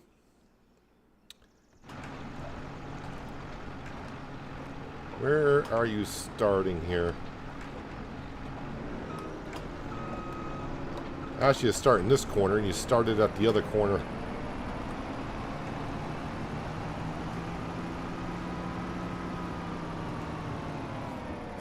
Alright, so course play should handle this until it gets to that section where it wasn't reading the field for some reason.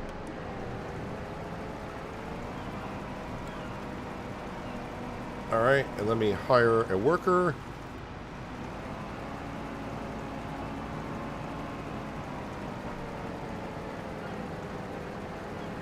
I'll turn off all the markers so we don't have to see them.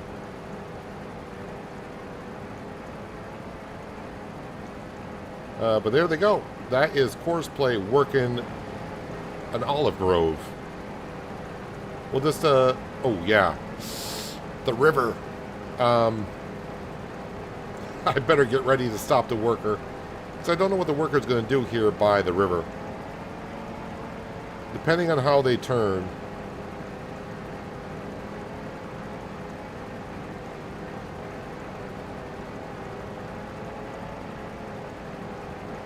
No. Alright, that's probably the only time I have to stop the worker. Because we are very close to the river there.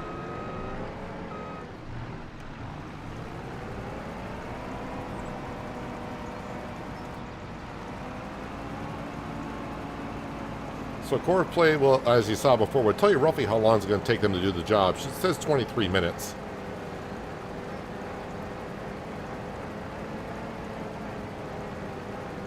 All right, we'll see what they do when they get down to the end of this row. The thing is, though, it's filling up, which is great to say. It's filling up at a good rate. Every 4 rows, this is pretty much full. So I'm not going to be able to really go away too far from this and have to keep unloading it.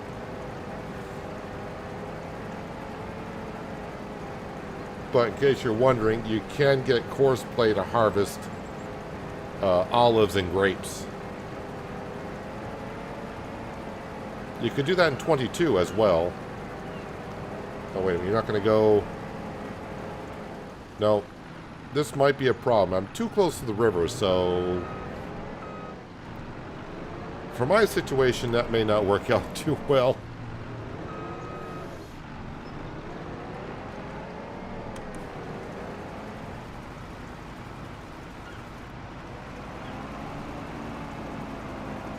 I mean, I would have plenty of room to turn around, but the way course play is going to do it might be a trouble.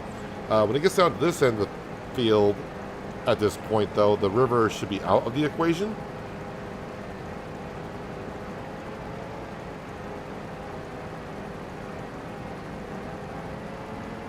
And yes, you can get course play on the GitHub, which I haven't updated in a while myself.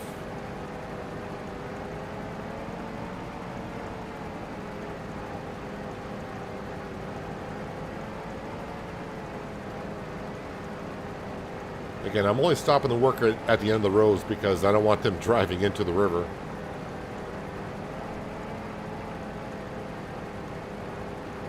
Don't do it. Don't do it. There you go.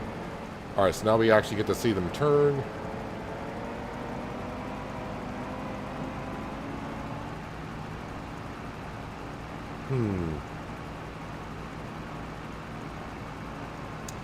Doesn't seem to be working that well, does it?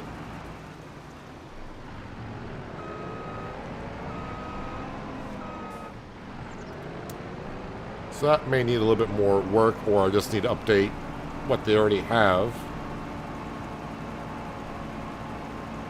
So I mean, if they can't make the corner, then that kind of puts the whole thing where it's not that helpful.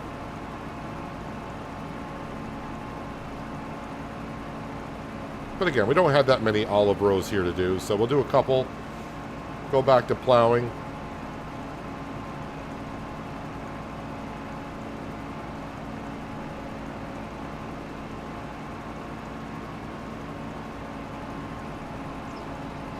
I want to say it's been about 2 months since I updated the GitHub for course play.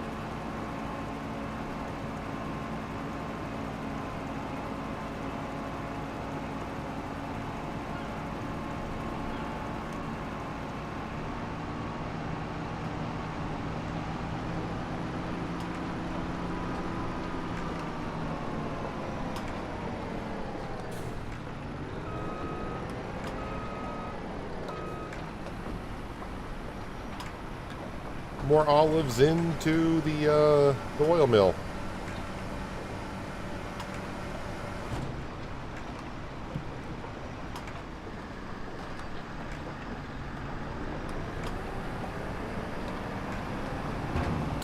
Let's see, 1, 2, 3, 4. So I need to start off here.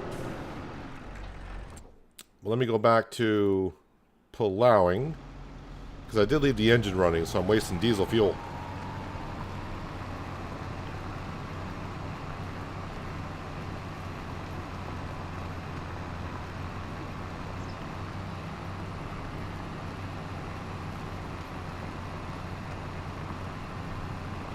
I don't want to fill in any parts of the river either.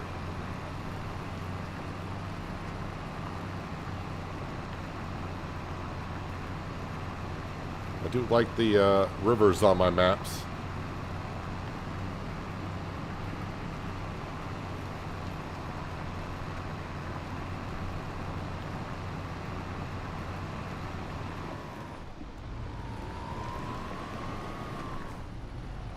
And once this field is plowed, we'll get the Ford over here.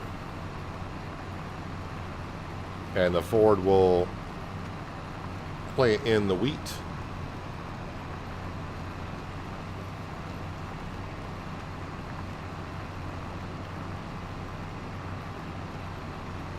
So again, with the precision farming, I turned the settings back on for more realism. So I didn't see that much of a difference one way or another. It looks like there was a slight difference, but not enough to make it matter too much one way or the other, I don't think.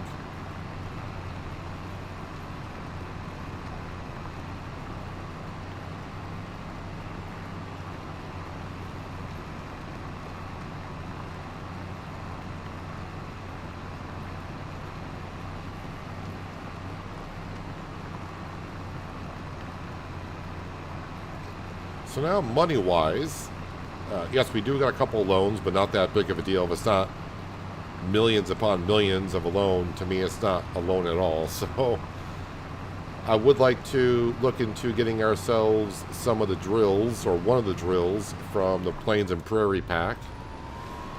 They are a bit on the big side, but, I mean, our fields are not that big, but it's one of those things, it's kind of like, it's a new pack, and I want to give it a try. I've used most of them before.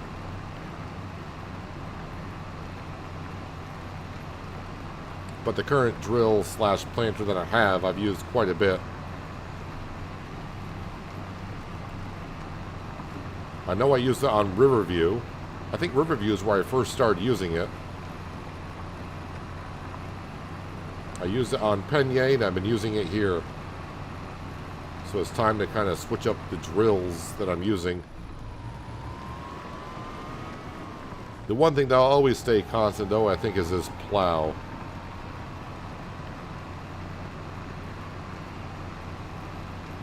Actually, this plow I could probably upgrade, because I think this is the 9-meter wide.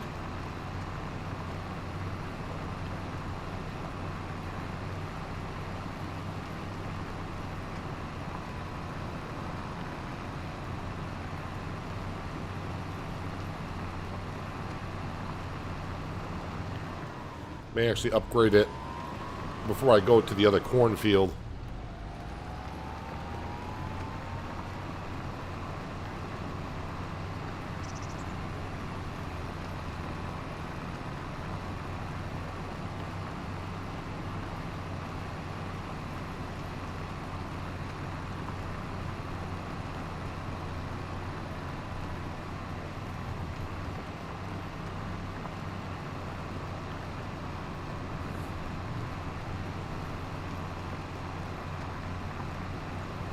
CP update means it works with precision farming now.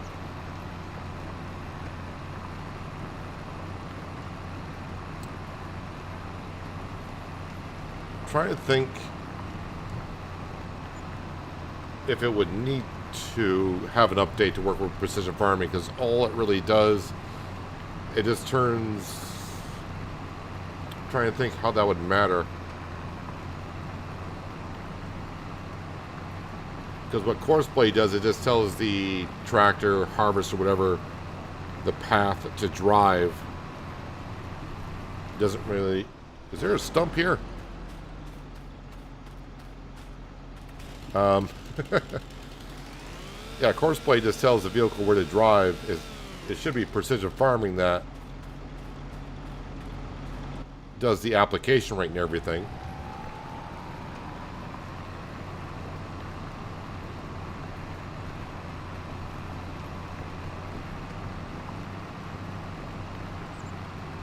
Let's let the field go to bad pH than lime field. We did. This field had spots in it where the pH level was bad. It was in the red, so it needed it. Not all parts, because originally where I put the pH value, it was over lime, so I'm not too concerned about it. I'm just trying to learn how Giants is intending the pH value to work in 25 with a lime system.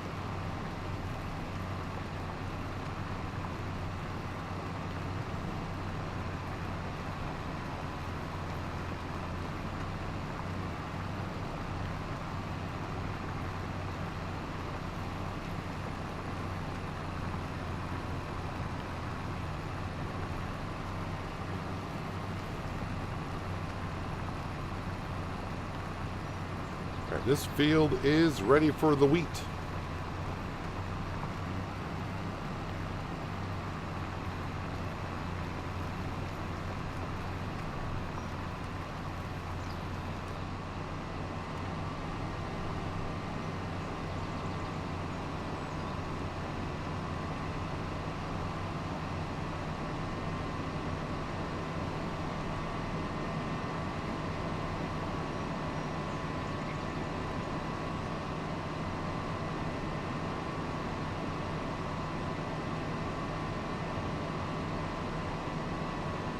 Well, Courseplay should have nothing to do with the sensors on sprayers, because that's what the implement is in charge of.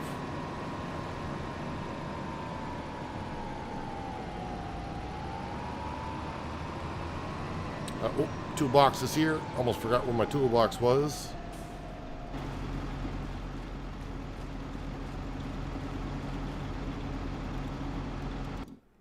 Uh, 9-meter wide, 12-meter wide. Customized for 4,000. Yes, please.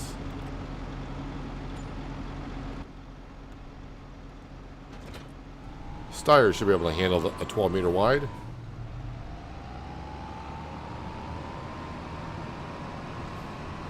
I mean, unless the only thing I can think of is course play would need an update because of coding, where the line of codes were overwriting one another.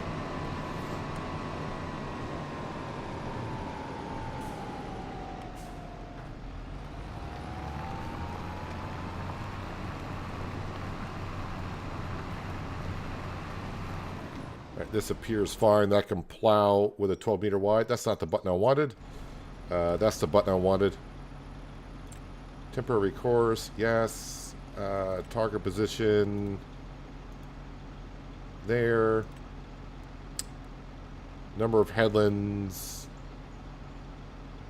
we'll leave it at 2. I think that's good.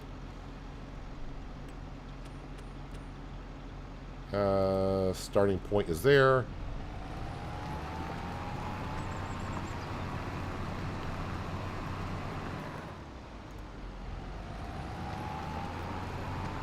And I don't think it's going to take it 21 minutes to plow this field, but you do you.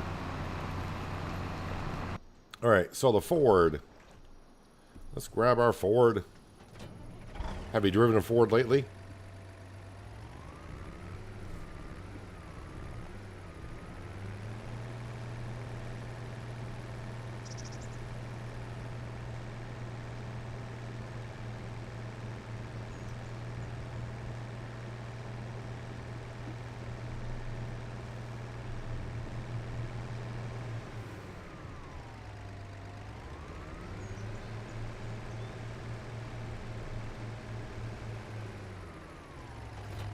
All right, we need to put that on wheat. And we'll top off the seed and fertilizer. Well, fertilizer for sure. Seed, it's almost topped off already.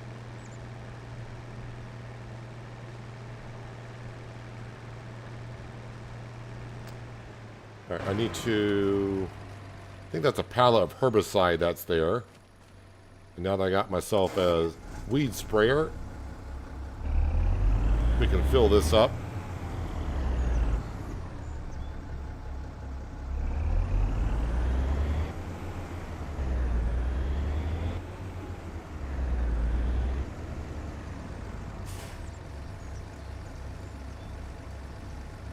Of course, I bought this. I'm trying to remember. I'm sure I must have updated it to it's a See and Spot weed sprayer.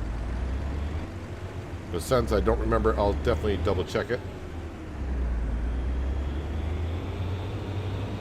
But I'm not going to need it because I plowed the fields because they were corn, so I'm not going to get weeds anyways. But I'm sure this is a See and Spot weed sprayer. Unless I didn't have the money when I bought it on sale. Oh, it's already got everything there. Alright, so it's all set.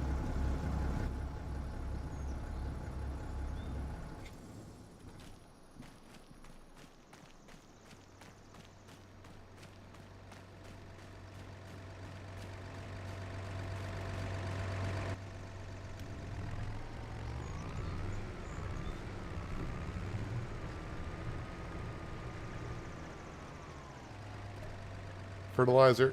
Nope. Kept rolling forward.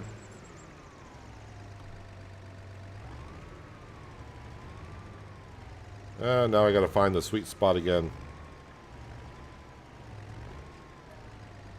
Seed.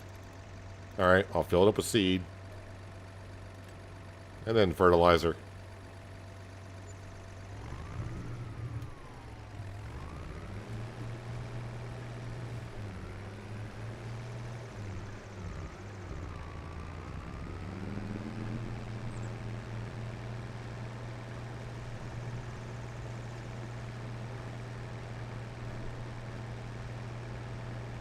Shouldn't take us too long to throw down the wheat. Get this field done, and we'll go back to harvesting some more olives. And the workers should be done plowing the other cornfield. So I can get in there and start planting some wheat.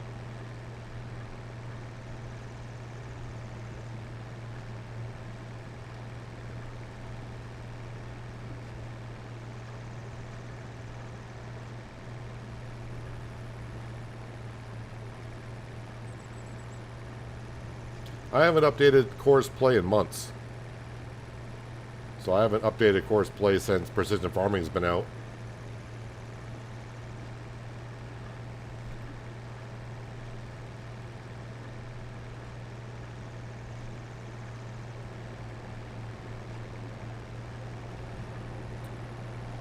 I've only, I mean, I don't want to say I've even updated it. I got it when I was on Riverview a while ago and haven't touched it since.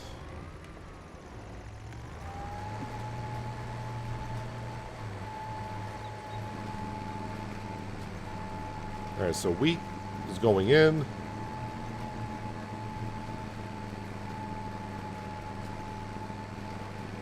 $11 miles an hour. I mean, this tractor should have no problem hauling this around.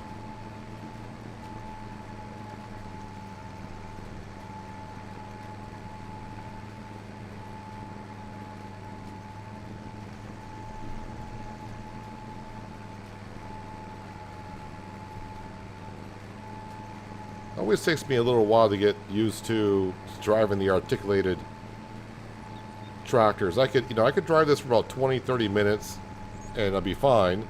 Then I spend 5 minutes in another tractor, and when I come back to it, it's like I gotta learn all over again.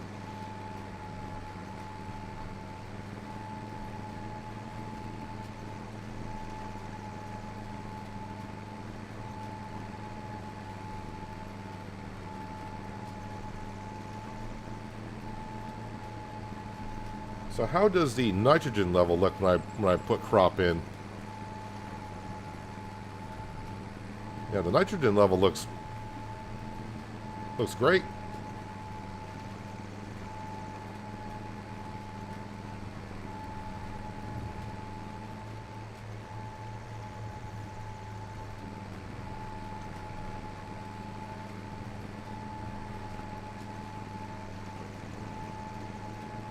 That's kind of the color pattern that we're used to for lime spreading in 22. We're just not getting it in 25. At least I'm not.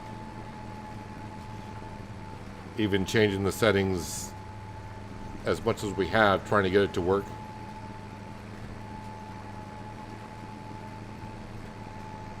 Like I said, it's not going to hurt our harvesting that much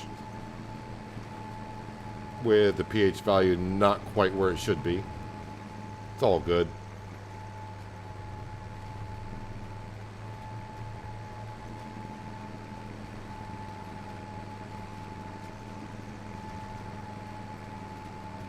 So I do believe the settings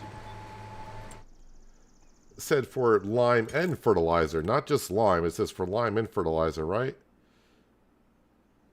So yeah, spreaders do apply a different amount of fertilizer or lime on the outside compared to the inside. And of course, spreaders apply more fertilizer or lime on the ground if you drive too slow. So it says fertilizer and lime.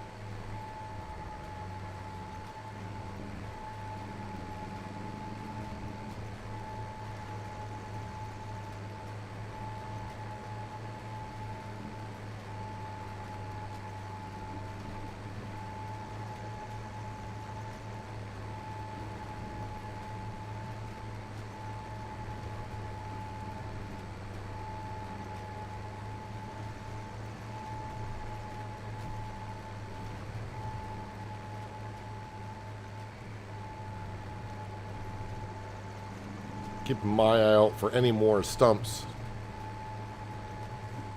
Again, if you're new to the map, this map is called Dark Forest. It's a forestry map. And most of the fields that you see me working in used to be all woods. So we cut down, I think we're somewhere around 800 trees that we've cut down. So occasionally I do find a stump here or there that was not fully removed.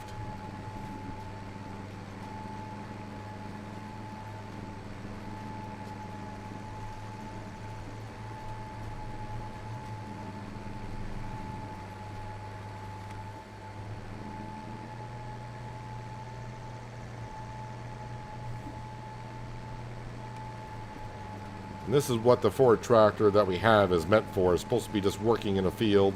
I've been using it to transport goods around.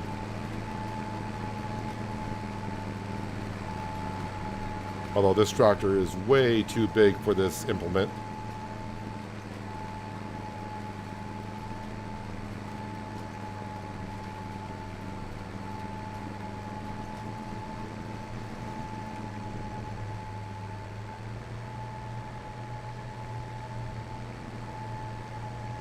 Yeah, the penalty for, like I said, overspraying or whatever is not that. I mean, it's slightly there, but it's like pennies on the dollar. It's hardly even, I would say mentioning. It doesn't hurt the yield too much. That's why I'm not too concerned about it. I'm more concerned about the environmental score, how it affects that, but currently it doesn't seem like it's affecting it hardly at all. I think they're just looking for it to be either good or perfect. So if it's in the general area where it should be, you're getting a good score on it for that particular field.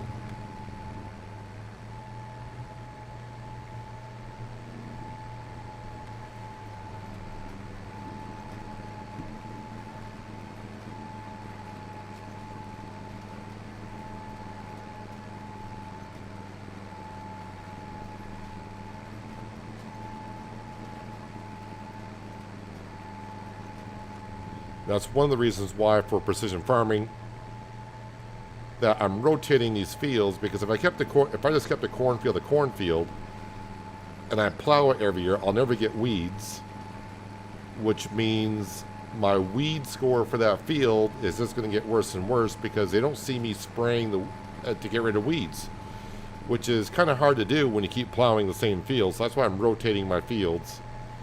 So I do get weeds in a field every 2 years at least.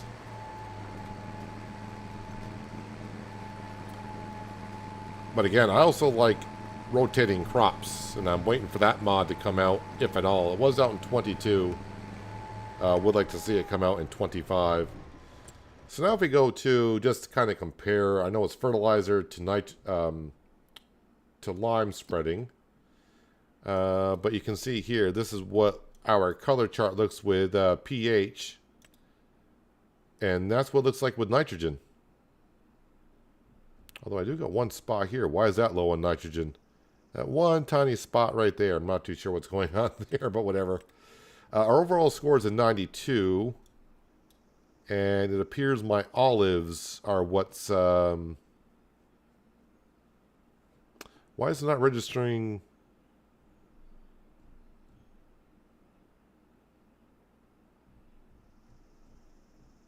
Wait, what field is that actually on?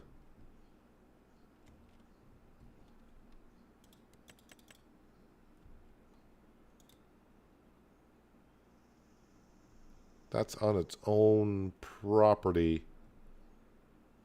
So it is only on that field. So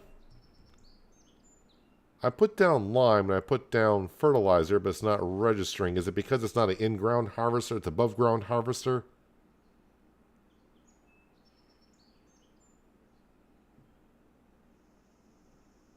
And of course, tillage is going to be so-so because I didn't use, you can't use a direct drill to put down olives. Well, I mean, overall, my score's a 92. It's a 13% sale bonus, so I'm just trying to figure out how to get the score better if I could, but I think that's the same thing I ran into in FS22 when I had grapevines trying to get the score up in that particular field, and it's kind of hard to do when you can't use a lot of the equipment for those particular things.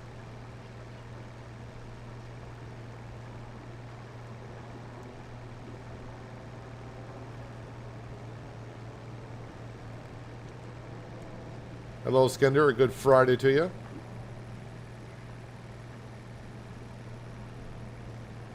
Is my worker still going plowing that field? Must be, because I don't see where it says workers done.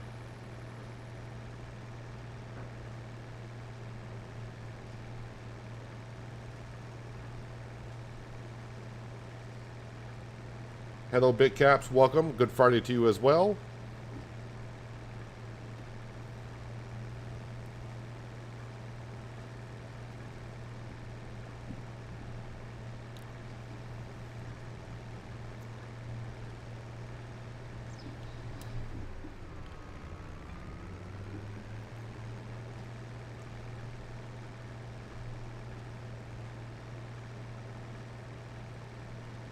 field looks good from where I'm at, so I don't know where my worker is, but they got to be almost done.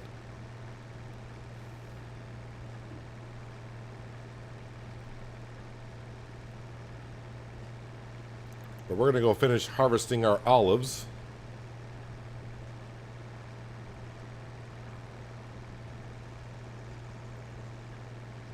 Once I set this off on a worker.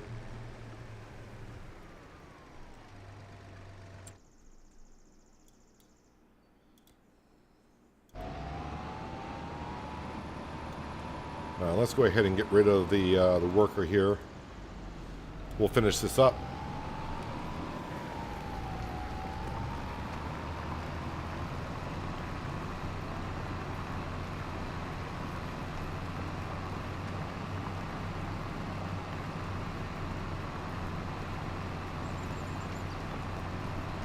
Yeah, I think the Steyr is struggling just a tad with a 12-meter wide plow. I think the working speed should be 11.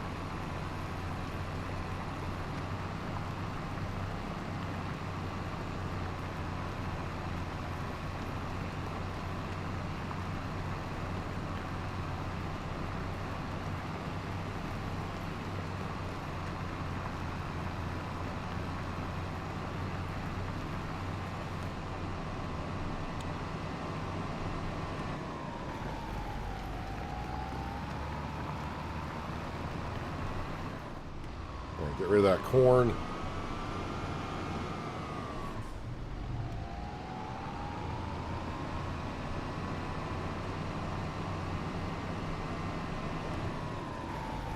Take care of this corner as well.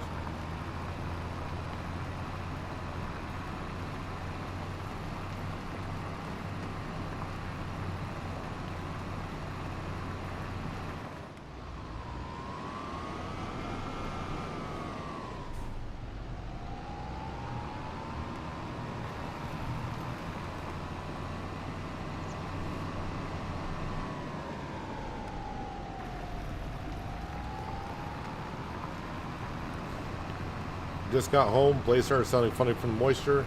Start harvesting in the morning. It's amazing how different parts of the world, how farming is going. You're harvesting crops, and where I am, they are just starting to plant this year's crops. They're just starting to plant corn now.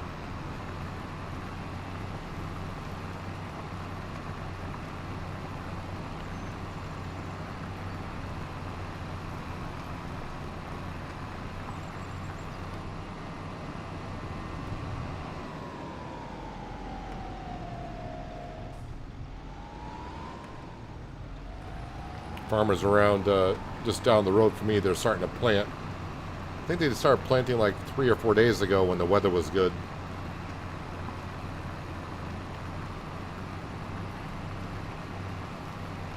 And they'll harvest that. They'll probably harvest that corn in October, I'm guessing. Is usually when they do it.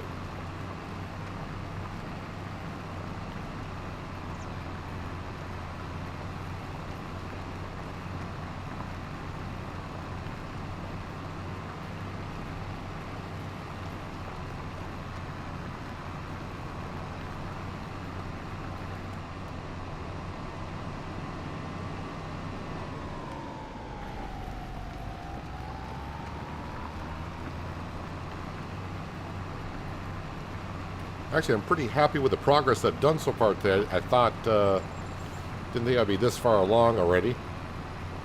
Getting the wheat put back in and the olives. I think we're about halfway done with the olives.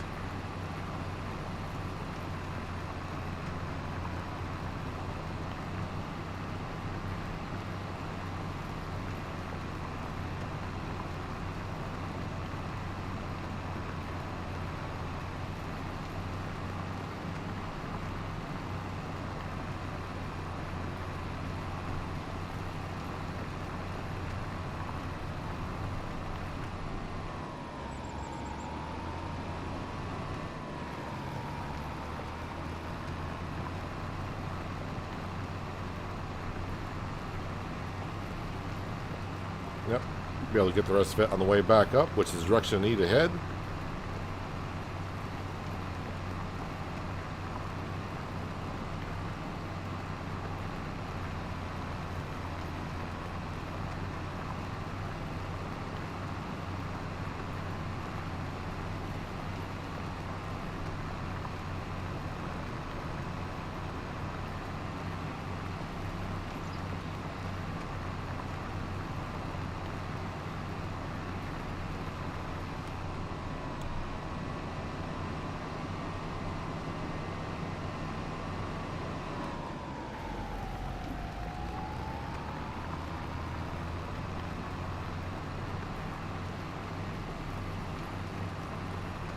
Yeah, I'm just saying it's interesting that you're harvesting a crop and and here they're planting a crop for the year. I just find it funny in that sense.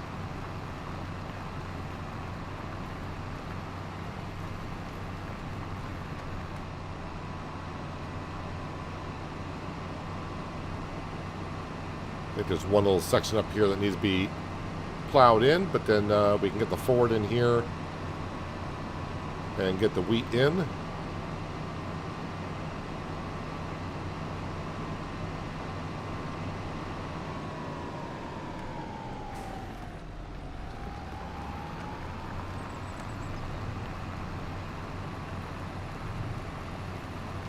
And that little section right there. All right, that's good.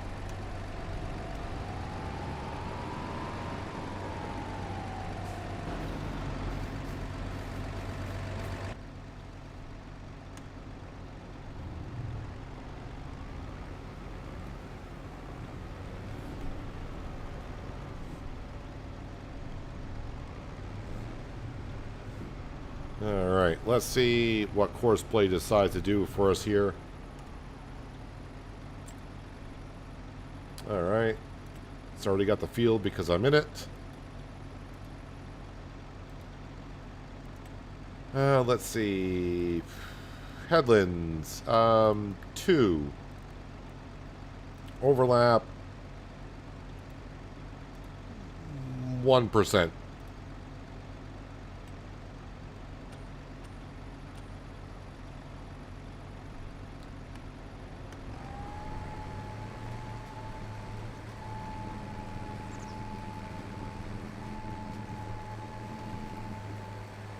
And wait, where's my mouse? There we go. Start working.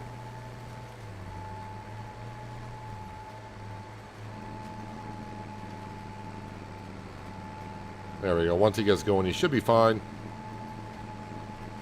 I will grab the styer and the plow and put that away.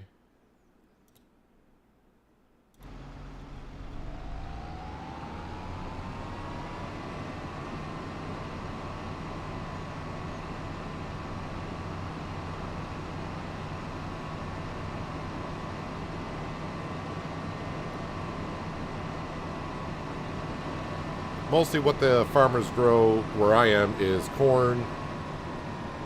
They alternate between corn and soybean. Occasionally you might see sunflowers, but very rarely. I think they tried sunflowers a couple times here. Some farmers have. And I never see them go back to it. But that's pretty much just corn and soybean is all we, in my region anyways. Oh, no, that's what we wanted. Back into the olive harvester. And let's get back to harvesting some more olives, shall we?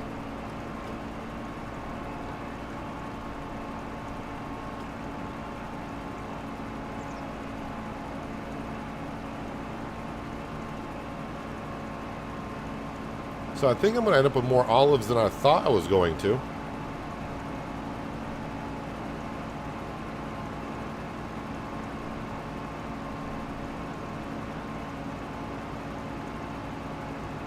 I mean, I don't think I'm going to fill the mill.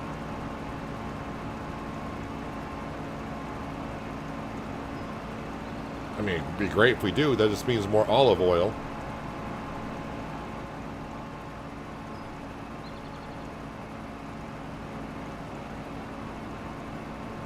But just imagine all the olives I am going to have to harvest to get my money back for putting these olives in and the equipment that I'm using. What does olive oil even go for? Actually, I probably have some now, so it should show me here. Best price for olive oil is almost $3 grand on hard economy. All right.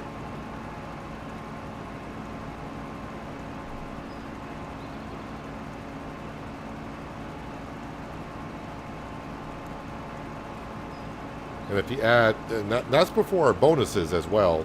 Selling at the little market is 20% plus our environmental score. which I think we just saw was 13%, so 33% on top of that price.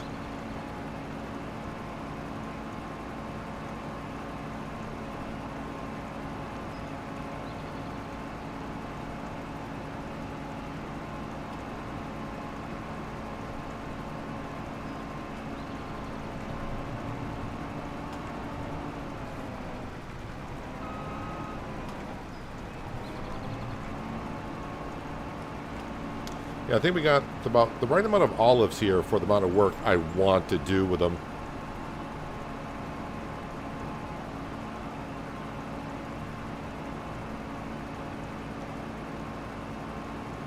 So I don't see myself wanting to expand the olive grove anymore. I think we're getting enough olives to make a decent amount of money from olive oil. And it's something different to do from what I've been doing. Again, like I said, I haven't done olives in like 3 years.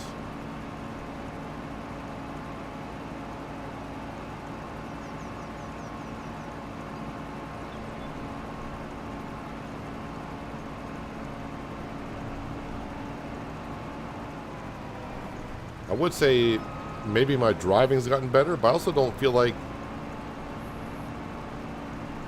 the last time I did grove work was on Hills of Tuscany, where I did grapes, and I seemed like the grape harvester kept getting stuck. But also the land wasn't that flat where I was either. That could have something to do with it. But I don't seem to be getting stuck hardly at all with these.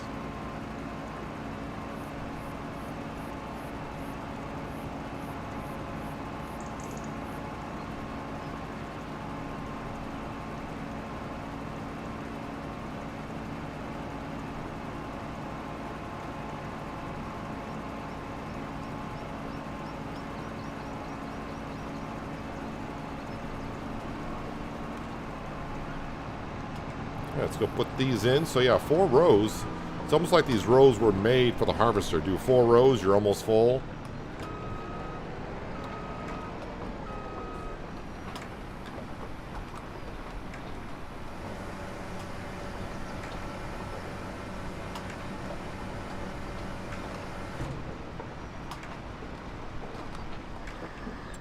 So what are we up to on the harvest?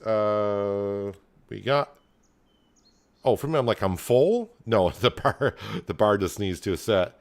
We're half full, surprisingly. I mean, I'm surprised anyways.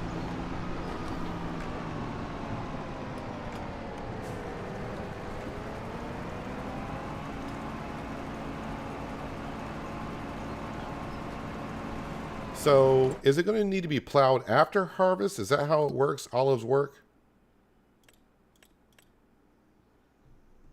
Yeah, so after harvest, it needs to be plowed between the rows. But I'm probably going to wait until it says it needs to be mulched, and I'll mulch and plow at the same time. As long as I do it before harvest time, that should be fine. So we'll just do it like we did this past season. We used our Kloss tractor to mulch and plow at the same time.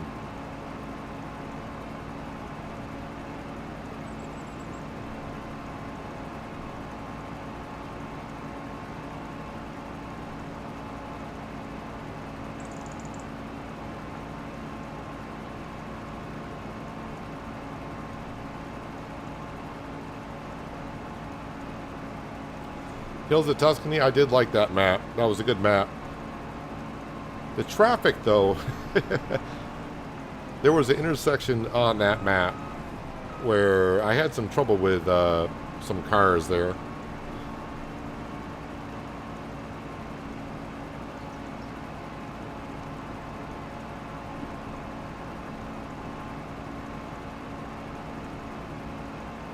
And you harvest your olives by hand, do you?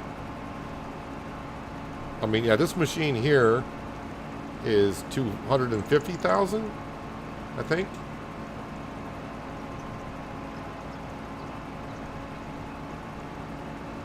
It'll take me years to get my money back just on this harvester alone selling olive oil. And I'm sure if you were to make olive oil, you're not going to get $3,000 per 1,000 liters of olive oil. I don't know. Maybe you do. I don't really know what the prices are in real life.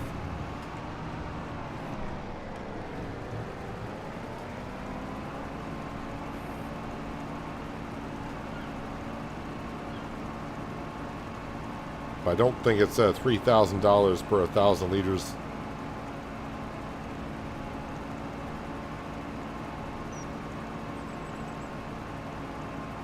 The cost of the machines in game seem to be what almost realistic what the prices are, but the selling prices of what we do sell in the game are way over. Because if that was realistic, you would you would need to play for a long time to make the money you need to buy all this stuff.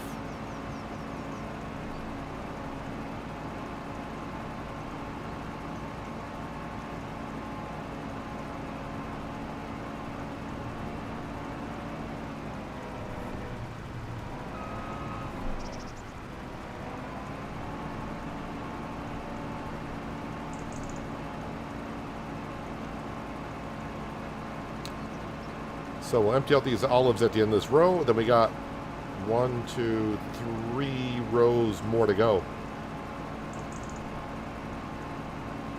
So yeah, don't have to worry about filling up the mill and having to store our olives somewhere until I can put more in.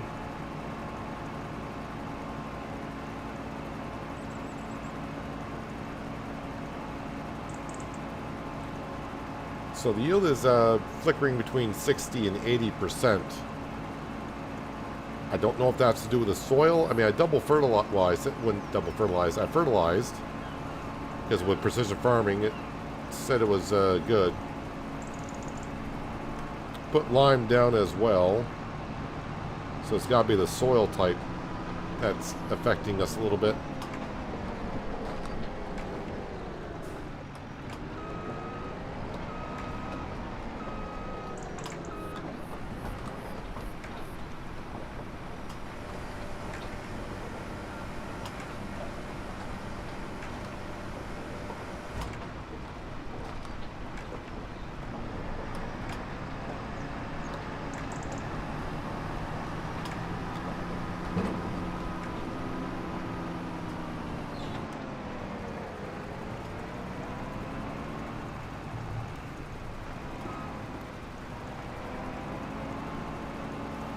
Got some olives that are 250 years old. They didn't have harvesters back then?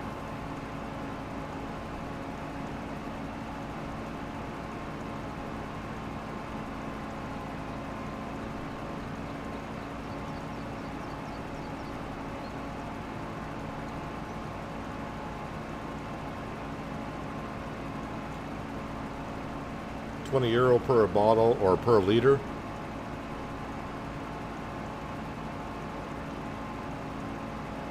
Of course, you know us dumb Americans over here. We use a different measuring system, so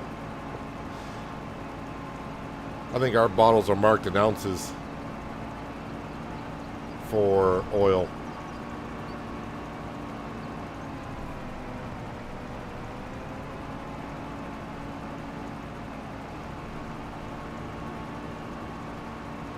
Boy, I just got some lag there. That was kind of odd. I'm down to 30 FPS. Why the lag all of a sudden?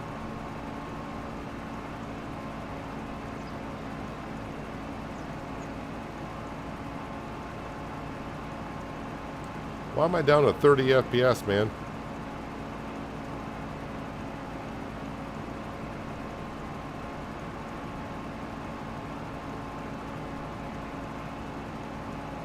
No strain on my CPU or anything like that, so...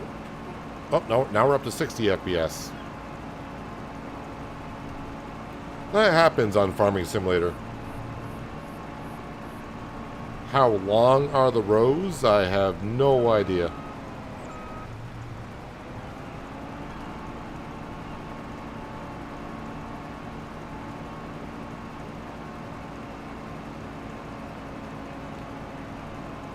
I mean, if I were to guess, maybe 100 meters long here.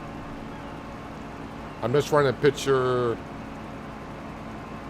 the 20-meter wide header that I have. I think that would be about 5 headers.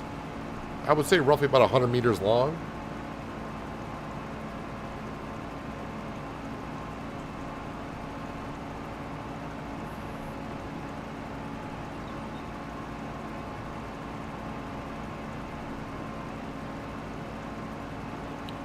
Alright, so I still got 60 FPS down this end. I wonder why it dipped to 30 FPS there for a while.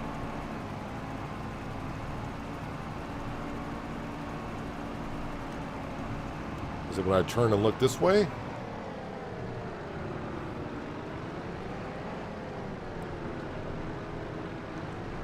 I'm not sure why my FPS dropped to 30 there for a couple minutes. Oh well. Maybe Frank that's planting the wheat in the other field, maybe he's having some problems.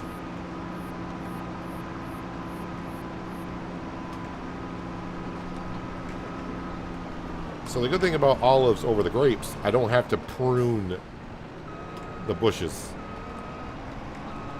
Unlike you got to prune the vines for grapes.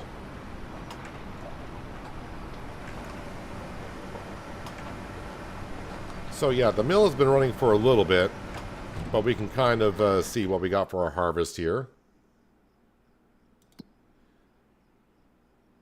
So we probably got around 22,000 liters of olives, which is pretty good.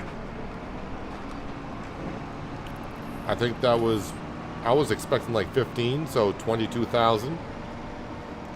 I'm happy with that.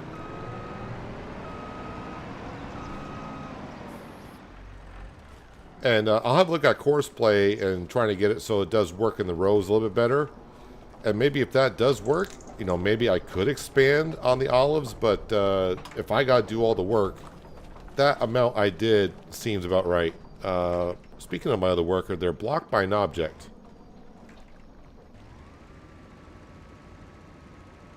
You know what? We can go ahead and dismiss you.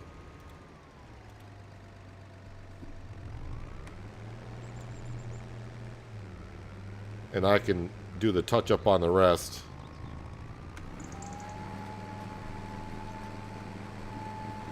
Well, I can see you're trying to finish up here.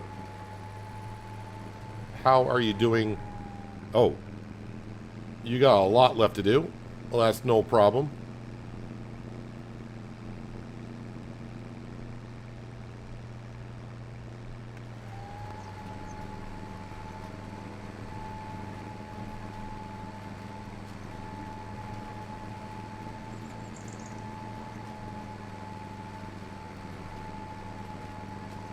Wonder how long my worker was kind of doing a circle there trying to get that little piece.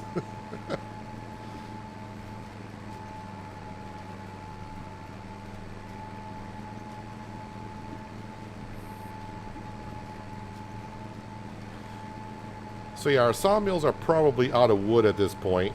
Not really a rush to get wood back into them. In the early goings, the sawmills were what was helping us earn a lot of money. But we got a decent amount of fields to keep us busy and do that kind of stuff. And I don't want to be doing a lot of tree cutting all the time. I don't mind doing it. But now with a cotton field and we got Granny's Knitwear making us clothing.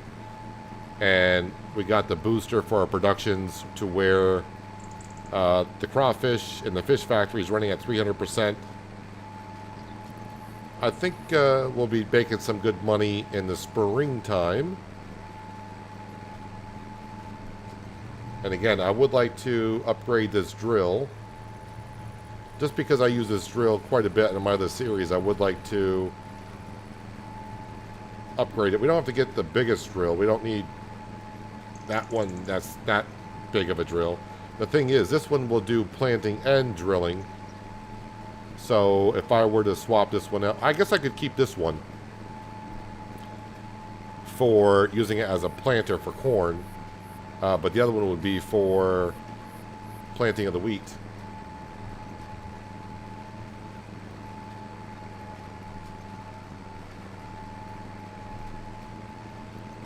Quails with potato and asparagus. Potatoes I've had. Not a big fan of asparagus.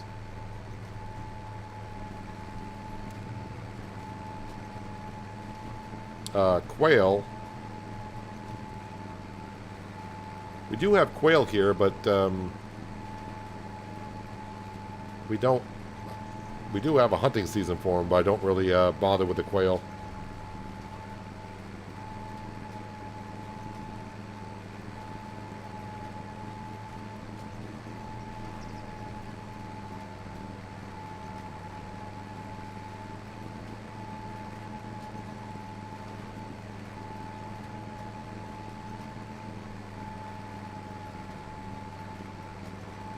So if you weren't here in the beginning of the stream, we do have a second loan now. I took out a loan, a small, well, small-ish loan. I think I took $200,000 out so we could buy the cotton module harvester. So I probably owe like 300 grand to the bank. And our monthly installments and payments total about 18 grand a month.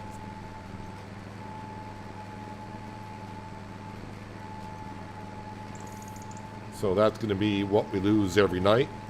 Again, with the enhanced loan system, it's not just paying money back at midnight on interest, it's also paying back on the loan itself. So even though you don't see me going and paying money off the loan, we are paying money off the loan every night.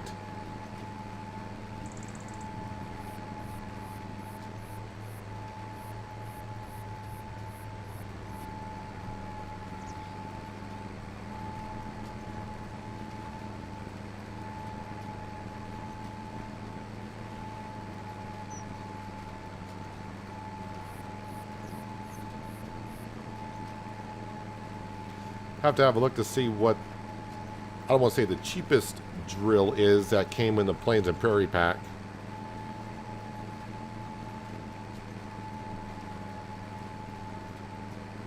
And it's got to be something that the Ford can tote around. I think the Ford is a 470 horse.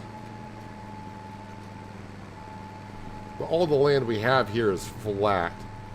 So even if it's a little bit more than what the horsepower is, I think the Ford might be able to handle it.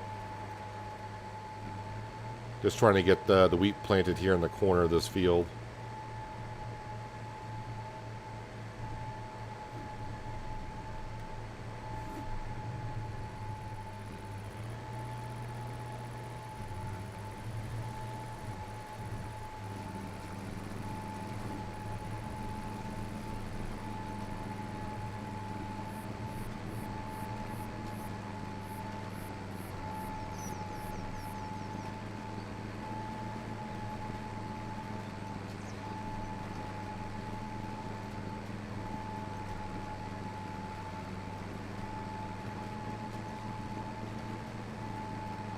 And once this wheat is in, I think that does it for us for the month of October.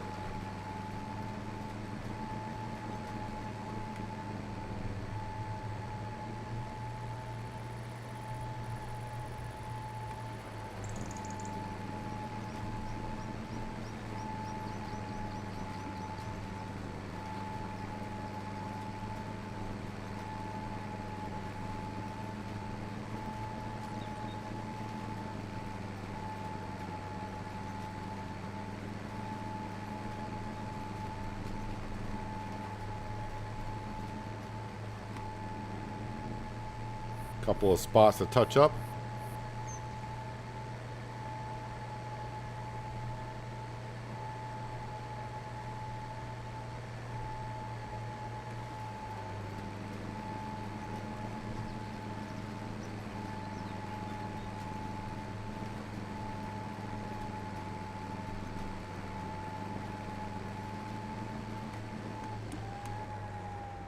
All right, the wheat is in.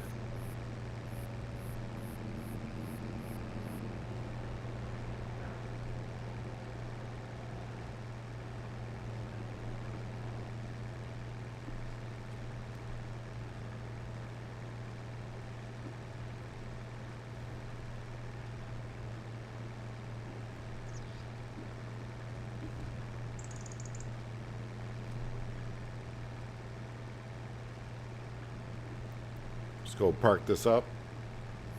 You can grow quail with chickens together. They think they're chicken when they get born with chickens. And you mess your iPhone with grease. Enjoy your meal, man.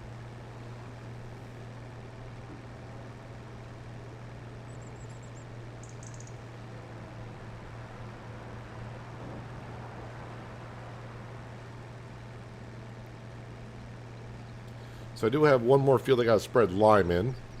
The cotton field, it's the first year that's been there, so I don't really have to touch that one up too much.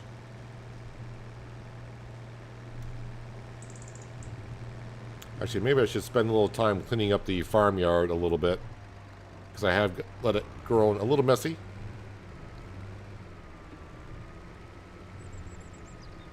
I just got to back this in slowly, articulated tractor and all.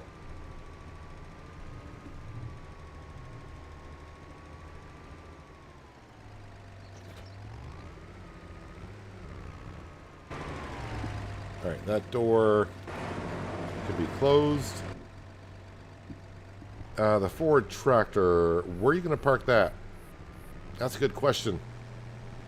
I was parking the long trailers over here, and yeah, I need a... yeah, a shed. Remember, you were talking about a shed before for that kind of stuff.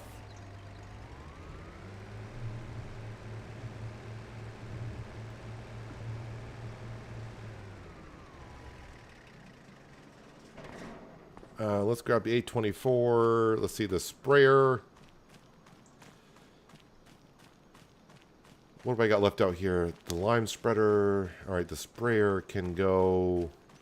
The spreader went there along with the trailer. Can I sneak this beside these bales?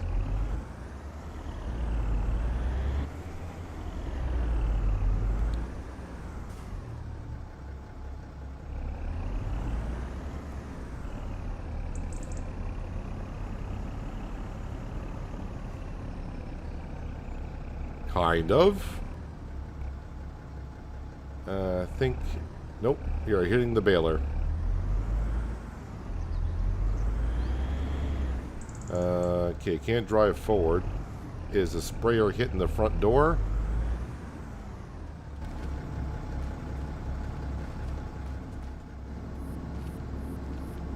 I mean, it's not, but it is.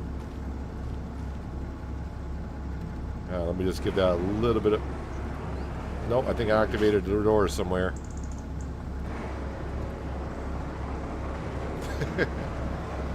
Fortunately, the grab trigger and the trigger for the door are the same button. I gotta park this at more of an angle.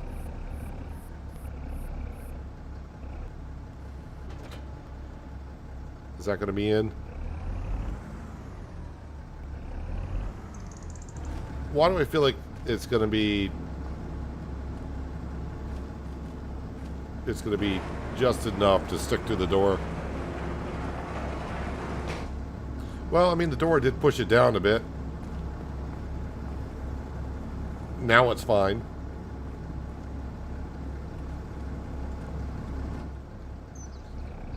Alright, that's put away. Oh, the water tanker exited the game and it came back in, so I need to reactivate that.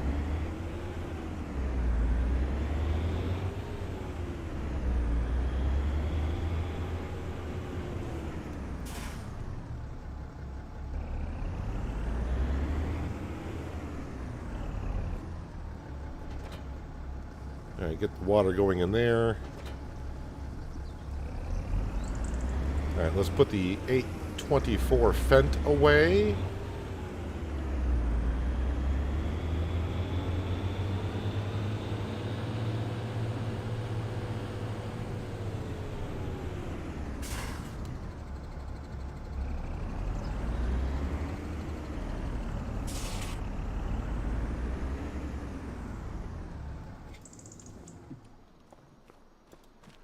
Close up those doors. All right, we're going to grab the Steyr and we're going to go spread lime on the last field. That way I can put the spreader away. Wait, the sire down? Oh, yeah, the sire's down here. I'll put the plow here.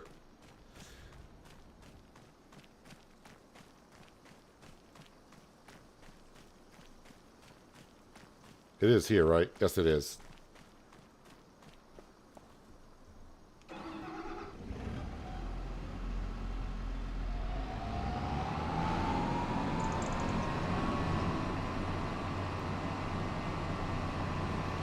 Yeah, I don't know. I mean, the only place I got really left to put another shed is kind of like right in the middle of the farmyard for the bigger stuff just to drive in and drop off.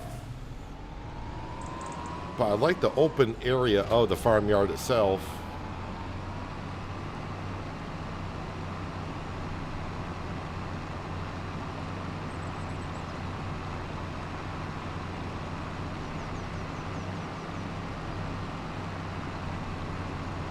Don't think I got a pressure washer on the farm yet. If I do, I don't know where it is.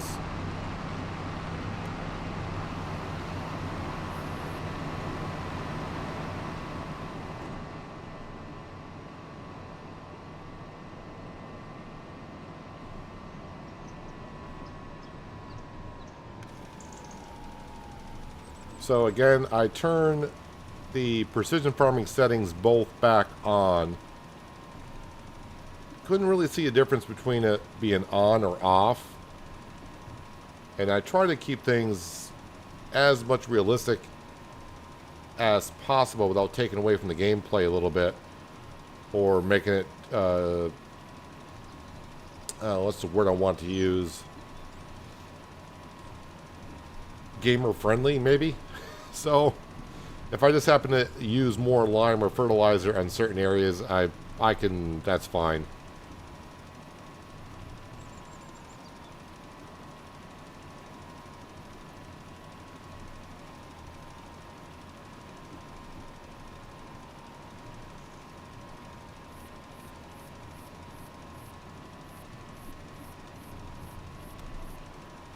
I wonder how bad this field was, because this is the original field. So if I bring up the mini-map, you can see what how our pH level is looking.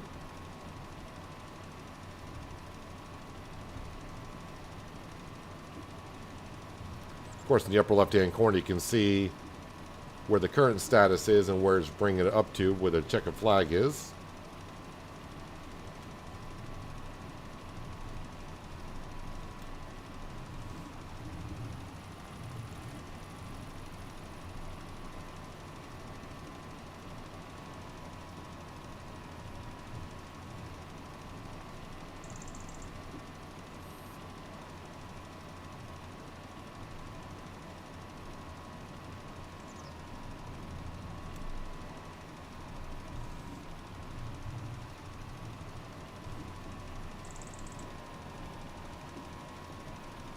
So this field that we're in, this field is here. This is not a field where I cleared out some trees. This is an original field that's on the map.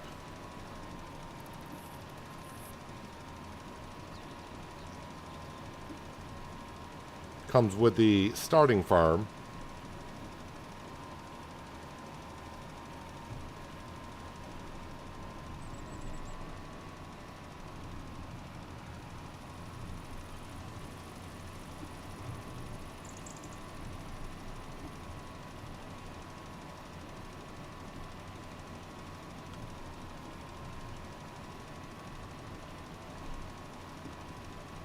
Again, my frame rate always been that way in Farming Simulator as far as I can remember, ever since I started looking at frame rates.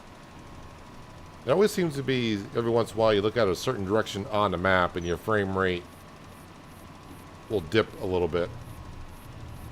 I'm not sure why it does that.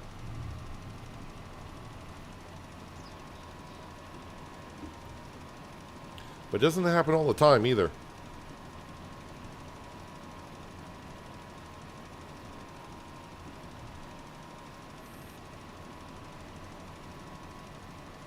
Could be something to do with maybe facing the farmyard itself. Maybe because it's trying to render in more stuff.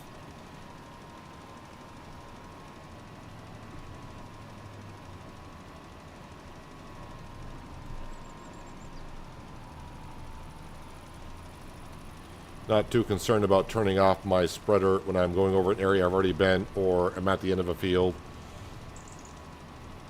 Lime is not that expensive. In real life, I'd be turning it on and off, but in FS25, I'm not too concerned about it. At least not this stage where I'm at the farm. If this was day one on the farm, I'd be worried about every liter of lime.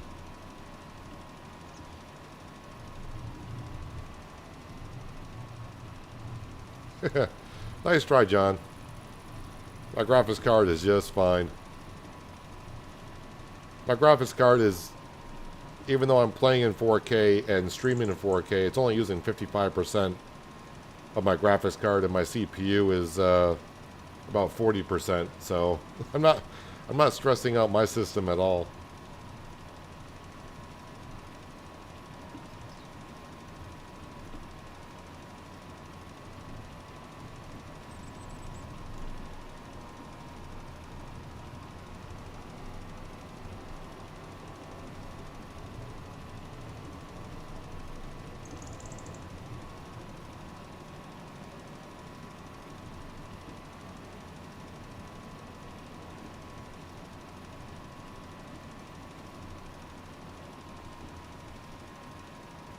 I'm not going to get it all in one more pass. Going to leave a little bit there, aren't we? Yep. And yeah, so if I use GPS, I probably would have had a nice, even layout of line, but if you've been here long enough, you know I don't use GPS. Alright, that is good enough for me. Let me just have a look at the PDA on this to see how the field looks with the settings turned back on.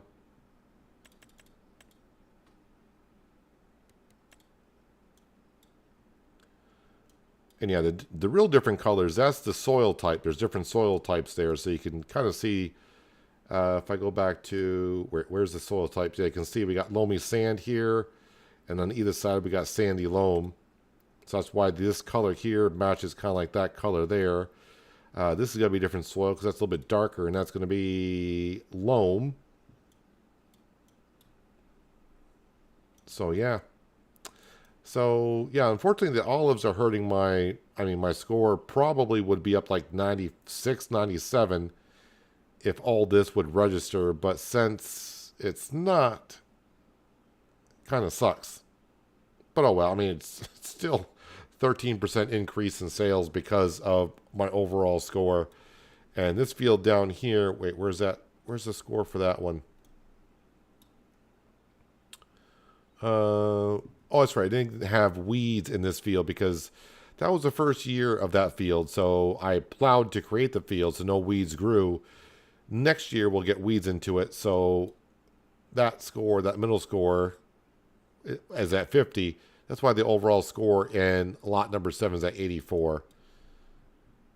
And by the way, in case you're kind of new to precision farming and not understanding why some of your scores may be up or down or whatever, the score is for the lot of land, not the field. So, like I got 2 fields on lot number 6. So I got to get both of them at a decent rate to get the overall score on lot number 6. It's not, the score is not for an individual field. It's for the farm lot you own. All right, so we don't need the mini map anymore.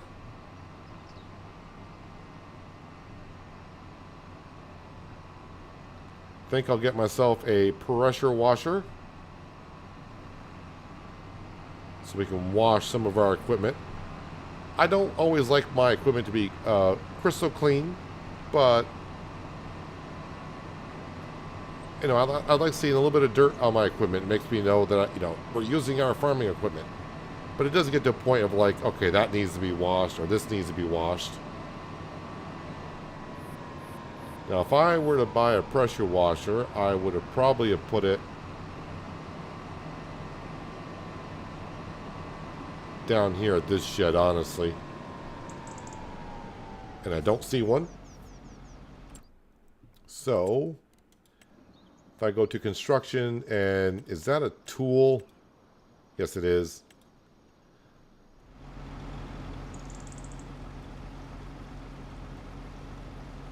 Let's put it on the outside of the building. Overlaps with another object. I disagree. I'll just hit a button. There we go.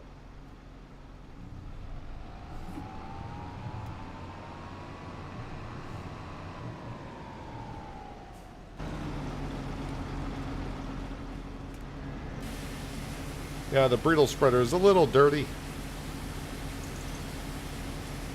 So is the styre.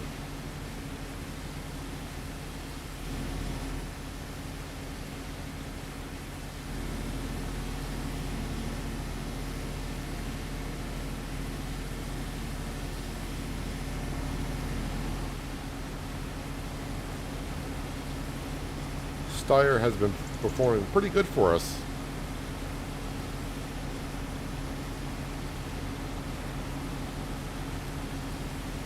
Don't know much about those tractors in real life. Since the pressure washers here will wash the the cat Lexian.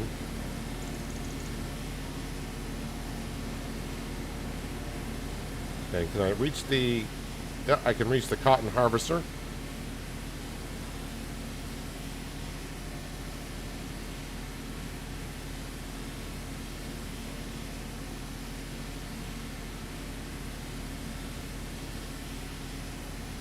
There we go. That's nice and clean now.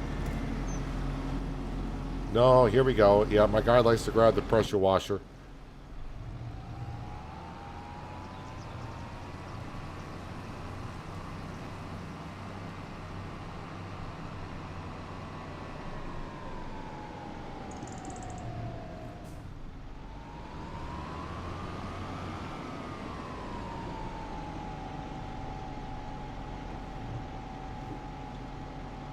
Hopefully I'm leaving myself enough room.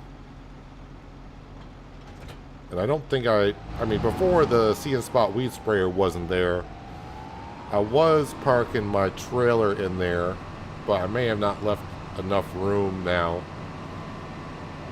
But eventually I will get a shed for all this bigger equipment in the center of the farmyard, I guess.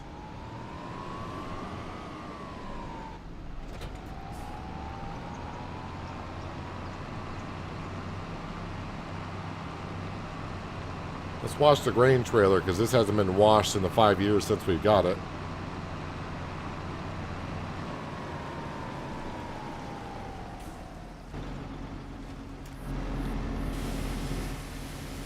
Well, if I'm not going to park my truck and trailer, I might have a spot over by where the Ford tractor is parked. I may be able to put the trailer there, rather than trying to cram it between the bridle spreader and the weed sprayer. Darn it, dude.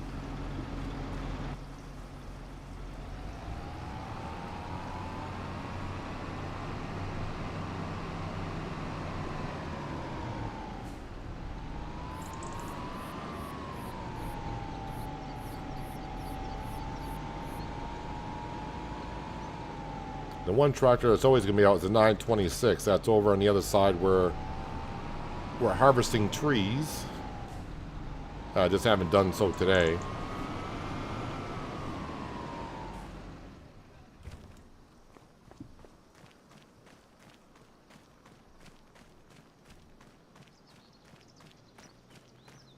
Let's go ahead and shut this door. I'm not going to be able to park anything else in here.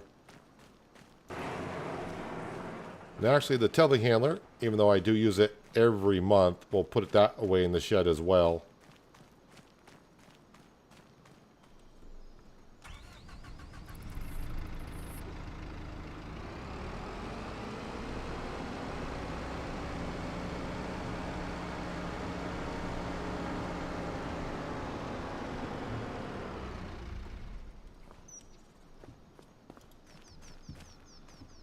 Let's see, we'll close that door.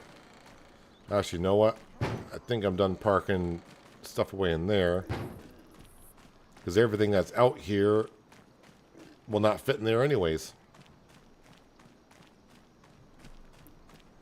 Always amazing how quick in-game the equipment cleans compared to real-life cleaning. It takes you longer to clean your equipment in real life.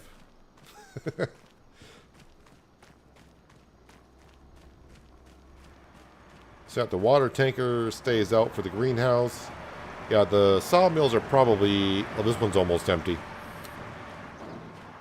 Yeah, I am running my production at 300% with the mod, so... Yeah, that's the thing. How much clothing have we gotten so far from Granny's Knitwear? 540, but do I actually have more than that at this point? I don't know how fast she's going to make it.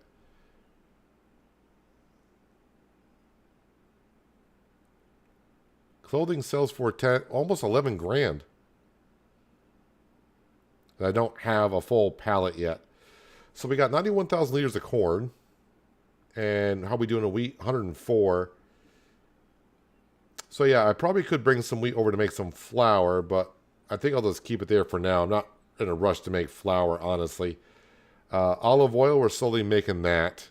We just started that today. So olive oil started today. Clothing started today.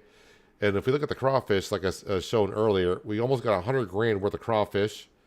We got 100 grand worth of fish. And that's before our bonuses. And both of those will be sold. Well, that says June, but if that price gets close enough, that'd be nice income. Oh, yeah. Speaking of, because now I'm on the money thing, I was going to look at some of the drills that came with the Plains and Prairie and which one we should be aiming for. Boy, they're all rather expensive, aren't they? The Seed Hawk, that's a pack. So, Plains and Prairie pack, I guess it's only one drill? I thought there was 2 drills that came in that. So this would be 312. How wide is this? 25.6.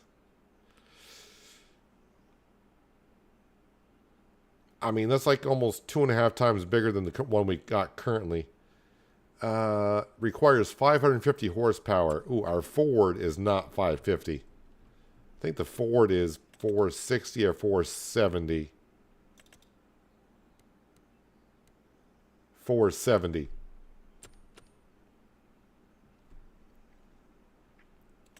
Was there a planter that came in that pack?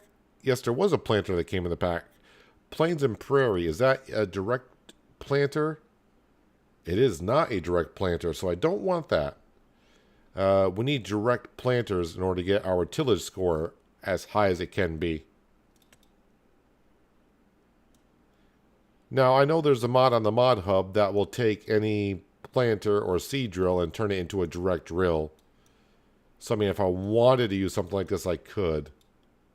Working speed is 12. And working with is 18. That's it's a nice planter other than it's not a direct planter. I guess, I don't know if the mod would work with the DLC or not. This is 11 meter wide, right? 11 and 11. Yeah, 11 meter wide, 11 miles an hour working speed. So, maybe in the future I could get that.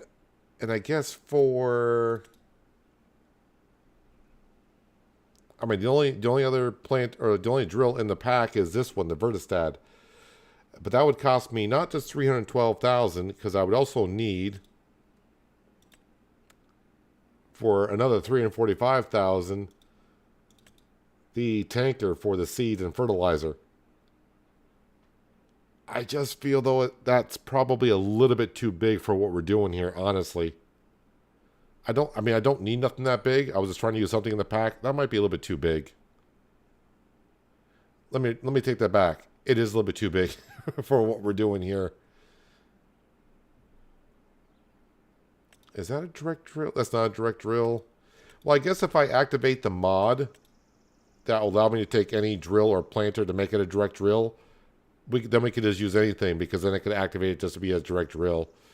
So maybe we'll work towards maybe getting this. I'll have to have another look at that mod to see if it'll work or not. But I would not mind getting something like this on the farm. There's no... Well, there's nothing we can configure to that. So that's going to be as is. Is that liquid? Does that do fertilizer? It did not look. Yes, it does fertilizer at the same time. And I would need it for corn.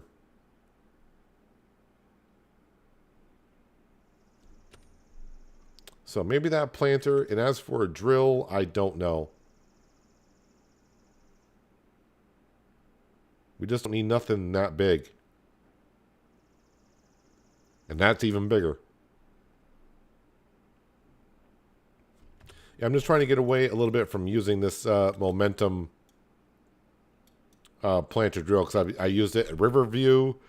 I used it on Penier, which again, Penier series ends tomorrow, and I'm using it here. So I've been using it quite a bit. So I would like to try to swap it on out with something else, I do believe.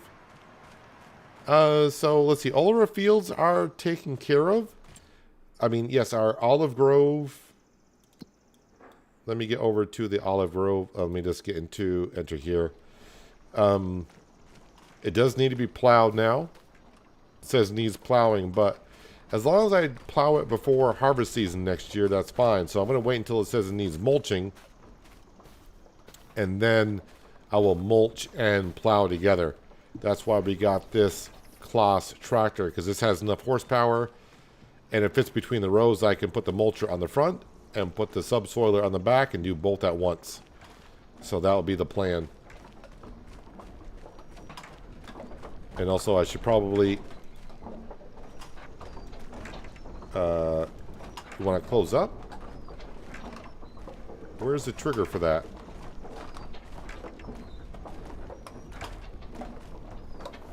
Oh, you got to get right on it. We'll close that door on up. That way no water gets in there. So we'll get some olive oil very soon.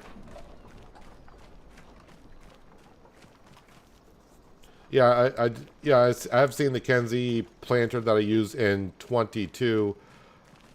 I liked it for what it was, but there were a couple things I should have changed on it myself. Let's just not visit the home, but we're going to go ahead and snooze, I think. I don't think there's anything else I need to be doing. I'll check the sale page, although I don't know what I'm looking for. Yes, I think we're all set to just go ahead and sleep through the night.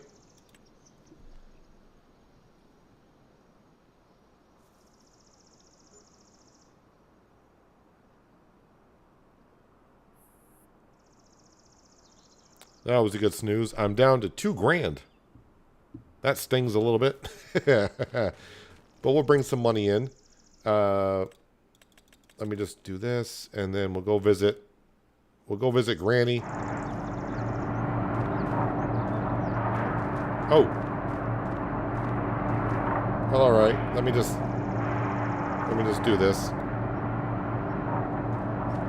Is that the way the clothing didn't look like that in 22, did it? I think that's different packaging.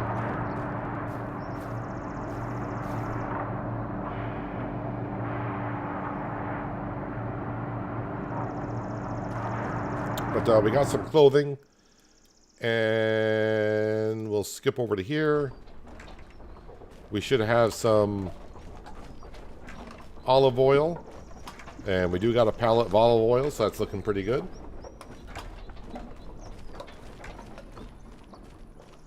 Does it need mulching now that I give it a month? Nah, it just needs plowing, so not gonna worry about that. And I'm sure our wheat fields are looking good. Needs rolling. I don't roll.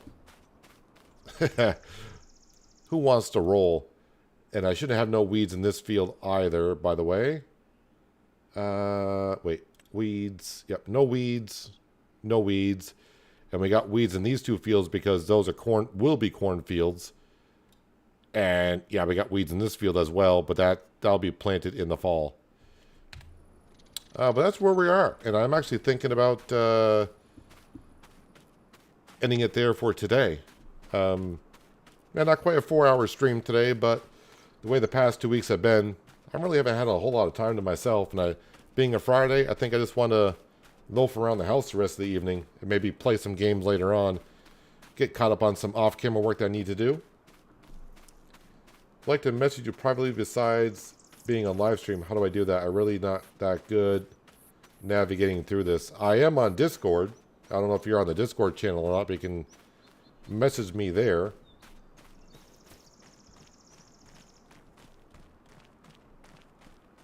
But I think I've seen your name before, so I think you might be. I mean, you could ask me here, and it might be easier for me to answer during a live stream rather than trying to message you that way. So for November, what do we got to do for work in November next time we're here?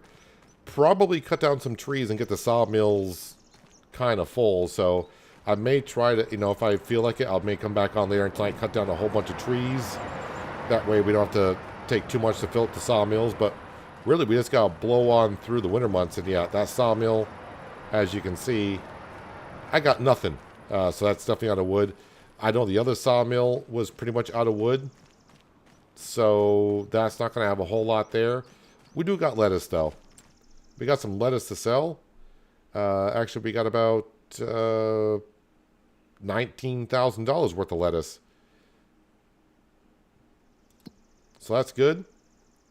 Yeah, that meal should be fine. That's fine. The fish.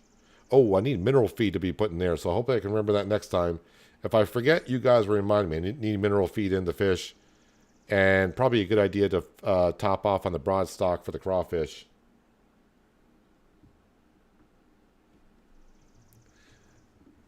You're playing Construction Simulator. I'm doing the airport. Is there another DLC after that?